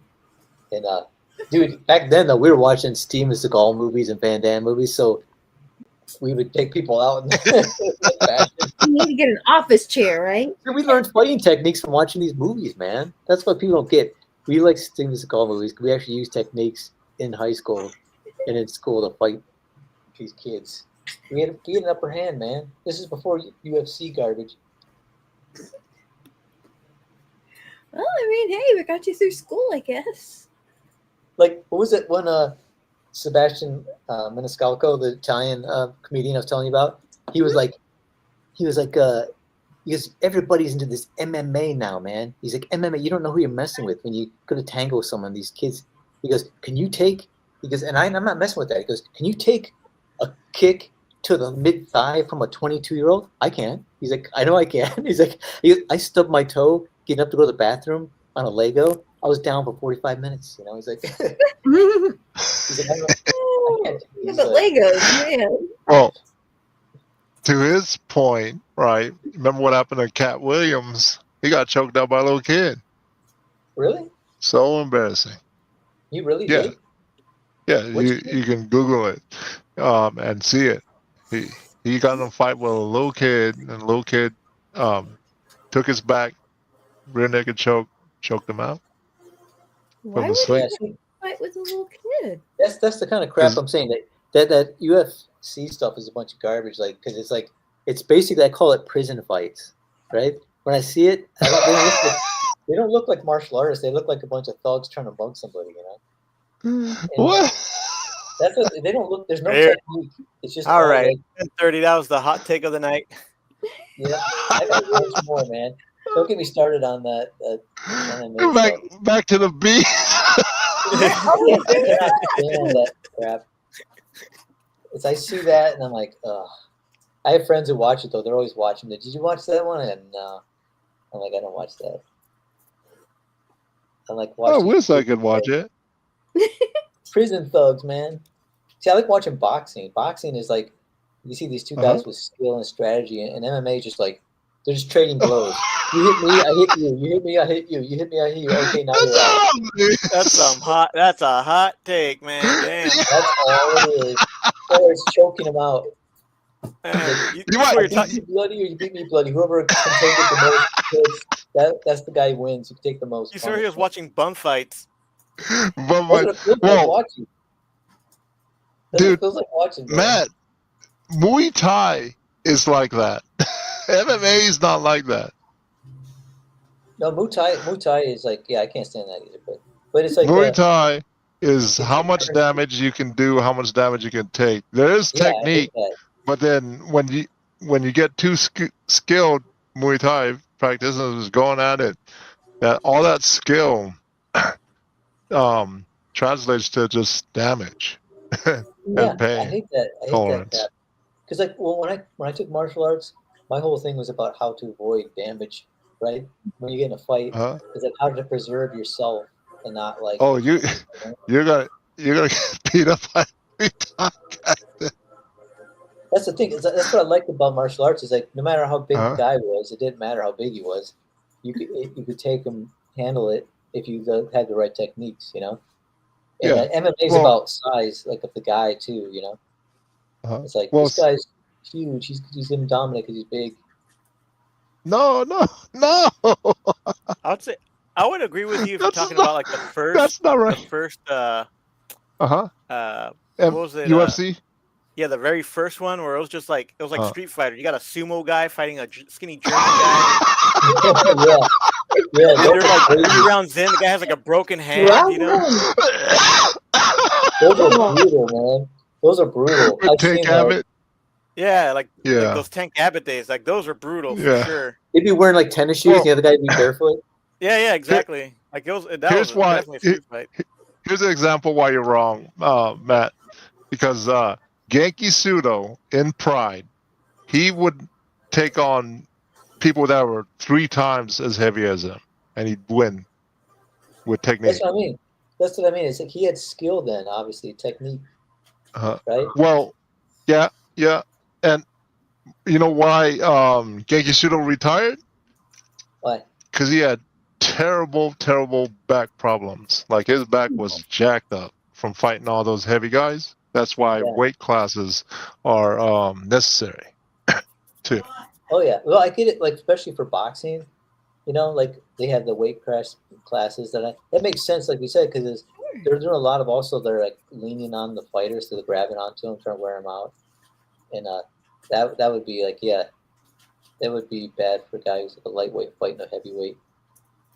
But yeah, that makes sense too because like they're like more like sports, right? These right. But I guess the martial arts I like more like weren't sports are about just like surviving and you know. Yeah, you're not supposed to spend a sport not dying.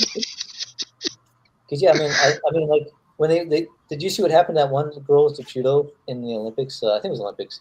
She like Japanese, I think she's Japanese or Indonesian. She was like judo champion, and this girl got her in a lock, and she had her in an arm bar or something with her legs, and the girl, the girl Taiwanese girl, whatever, started tapping out, and she kept tapping, and the girl wouldn't let go, so she bit her leg, you know. Yeah. And the girl was like screaming, and she just got up like nonchalantly and just walked back to the corner. Yeah. Like, on the ground. And I'm like, yeah, see, that's what you do in a real fight, though. That's why it's a sport. Right. You're not allowed to fight. But in real life, if someone got me in a hole like that, I'd bite up the heck out of them. You know what I mean? Oh yeah, I'm poking eyes. I'm stepping on your parts. You gotta be careful. You gotta be careful. Depends on the hold. Because like, if you poke his eyes out right, and you're going to bed,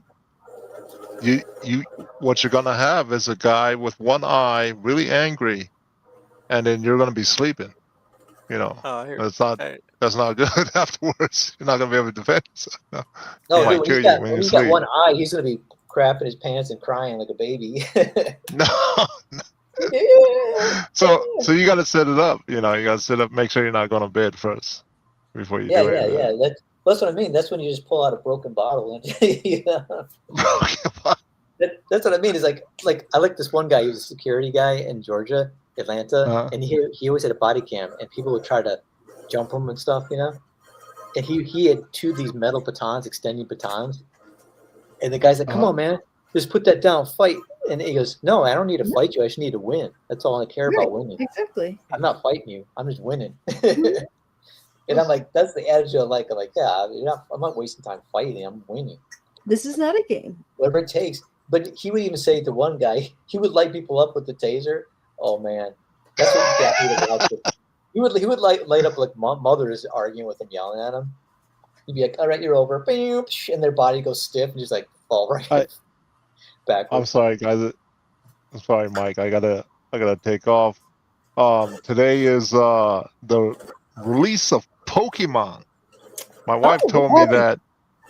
Yep, she told me that we got one, but the other one we had to cancel. So now I gotta go run before the babies get home and grab another copy from the store. Oh, get the other Pokemon. Pokemon.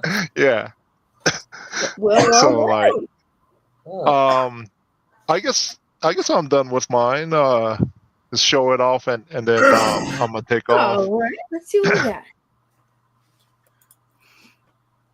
Let's see here. Here we go. The Hedge Knight. Oh, nice. I love it. Yeah, look at that. Excellent. He's a landscaper. Yeah, we got it. Look at that. We got the joke. You didn't have to explain it. He looks awesome. All right, guys. All right, All chat. right, God bless. You guys take care. So, yeah. That's awesome. Later, Kirby. Those bees. I can keep this going, or I can wrap it up. We're at 3.5 hours. I'm just gonna be poking around on this thing. So. Oh, actually, I gotta my whatnot was scheduled for 10:30. Oh, really? All right. All right, we'll wrap it up. Thanks everybody for being here. Let's check out Matt's Batman. I will. It has nothing to do with the Hedge Knight. That's fine because we didn't do anything either, Uploading. except Uploading. Ellen. Amy, did you do something? Yeah. Now I feel bad for not doing anything. It's okay. Let me just upload it real quick. Ta-da! Oh, those are wow, Alan. That looks great. All right. Oh, love all the detail on that. What a Add up cool and way to do hashtag. female. Oh, they say not to hashtag anymore, huh? Why not? Rules. Don't tell me not to do something. Then I doubly have to do it. Yeah, they have to do it double. Exactly. Hashtag. Amy, did you do something? Yeah, I put it in the draw one. I Oh, okay. ended up drawing on my phone because I couldn't find my stylus for my thing. I don't know where it is. I'll have to find it. I mean, I barely blocked in, but Oh, I did have a that's so finished cool, though. That looks great, Lissa. Oh, thank you. Oh, and Elrod drew it. Ooh, that looks amazing. Oh, Elrod. Oh, awesome, Thunder Rat. Yeah, you should go check it out. Juan Soto. No. Oh my And, gosh, yeah, these are amazing. there's some serious goodies out here. Wow, and I didn't do nothing. Well, I did do 3 graphic novels. Yep. There you go. And you did a bunch of animations. That counts. Yep. Surely enough. All right, let me reduce this. All right, I'll just close this real quick so it stops distracting me. We appreciate it. Draw a lot. Oh, I'm already on the draw line. Stop sharing. Present. That looks awesome, Alan. Alrighty, let's start. Tux. Well, let's start with you guys. Okay. Here's Missy's. Isn't that great? You got a horse walking? That's not easy. Yeah, it's beautiful. Is that Egg, I think. Egg swacking. well, I know it's egg. Horse. Is it Sweetfoot? It's Sweetfoot. Sarah Jessica Parker. That's a nice canter. Were you looking at something? Oh, I mean, I need references for a for horse walk, but yeah, that's just reference material. Really, I didn't get a chance to actually draw the horse, but it took a while to clean up. But I managed to get egg. Great. Yeah. And the little gate for egg looks really cool too. That's awesome. Awesome. Yeah, nice. All right. Love And horses Amy, like, where's okay. your? Oh, here's Amy's. Aw. Oh, it's nice. With exposition pigeon. Yep, absolutely. The hat. It was a lot of fun. Very cute. Very cute. Cute. It was neat. Looks like he gets some better garb later on in the series. That's nice. Yeah, I guess so. Well, they're allowed to have a change of clothes. Mm-hmm. And they do. All right. Next up, we've got Elrod. That looks awesome, Oh, Elrod. nice. Oh, cool. Very cool. And I love the faces too. Mm-hmm. Yeah, Simple this series times. would definitely be in Elrod's wheelhouse. Yep.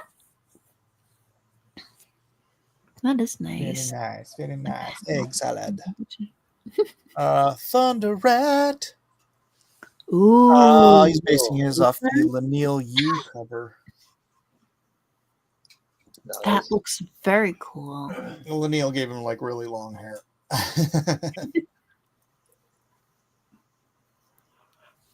Very nice. Very cool. Like the shield. The shield has the same emblem as the little crest thing. That's cool. As a crest, yeah. Mm-hmm. So Alamo Rules Juan Soto. Oh. Very Oh, cool. that's cool. That's really like Gendon Tartakovsky. Oh, nice. Yeah, I was He's gonna got say, a great reminds me of the animated Clone Wars. Yeah. Mm-hmm. Such great shapes and really simple marks on it. It's very cool, man. Very, very nice. Mm-hmm. And all right. Doug. So cute. It's animated. I love that dog. Wait a second. Doug, did you animate that in He Grok? said he used it. It's a kind of AI. Not AI. That's great. Yeah, Polo.ai. He knew the Oh, assignment. you said it? Animated with Polo.ai. I don't pay for X. I added the sound effects and put 2 videos together. Pretty fun. Nice. That might be Pollo. No, it's Polo. Oh. Marco. Polo. I'm just hungry.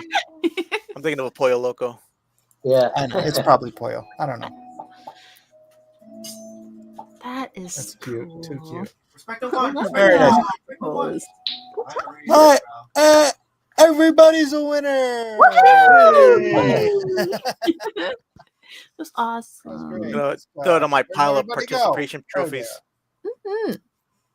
Man, my wife doesn't get here soon. I may get too tired to go see my daughter. Ah. Might Maybe get some I'll more just drink more coffee. Yeah, right. more coffee made out of tea, and you'll be fine. All right. That's it, everybody. Thank you all. All the artwork is great tonight. I need some water. Well, yeah. Drink some water before you have your coffee. That's it. If you haven't already, go out. Just go on Amazon and get the Hedge Knight or the Sword and Sword and the Mystery Knight. Get all 3. I get royalties for 2 of them. Oh, nice. Well, I get 2 of them. What else we got going on? Get the first one twice. Far. Y'all can go get a far. Yeah. If you want to click on that QR code right there on the screen, you can go read a far free. A far is free. Nice. It's the gospel told without words in my little cute cartoony style. Don't forget to read Jeff's book or get Jeff's book. Of course. Everybody. And follow everybody here. I'm sure somebody in the chat is posting everybody's stuff. No? Where's Jiminy? Crying out loud, this guy. All right, that's it. Thanks, everybody, for being here. God bless you. We'll see you on the next exciting episode of Drawn and Quartered. Say goodnight, everybody. Aloha. You God guys. bless y'all. Well, thanks for sharing.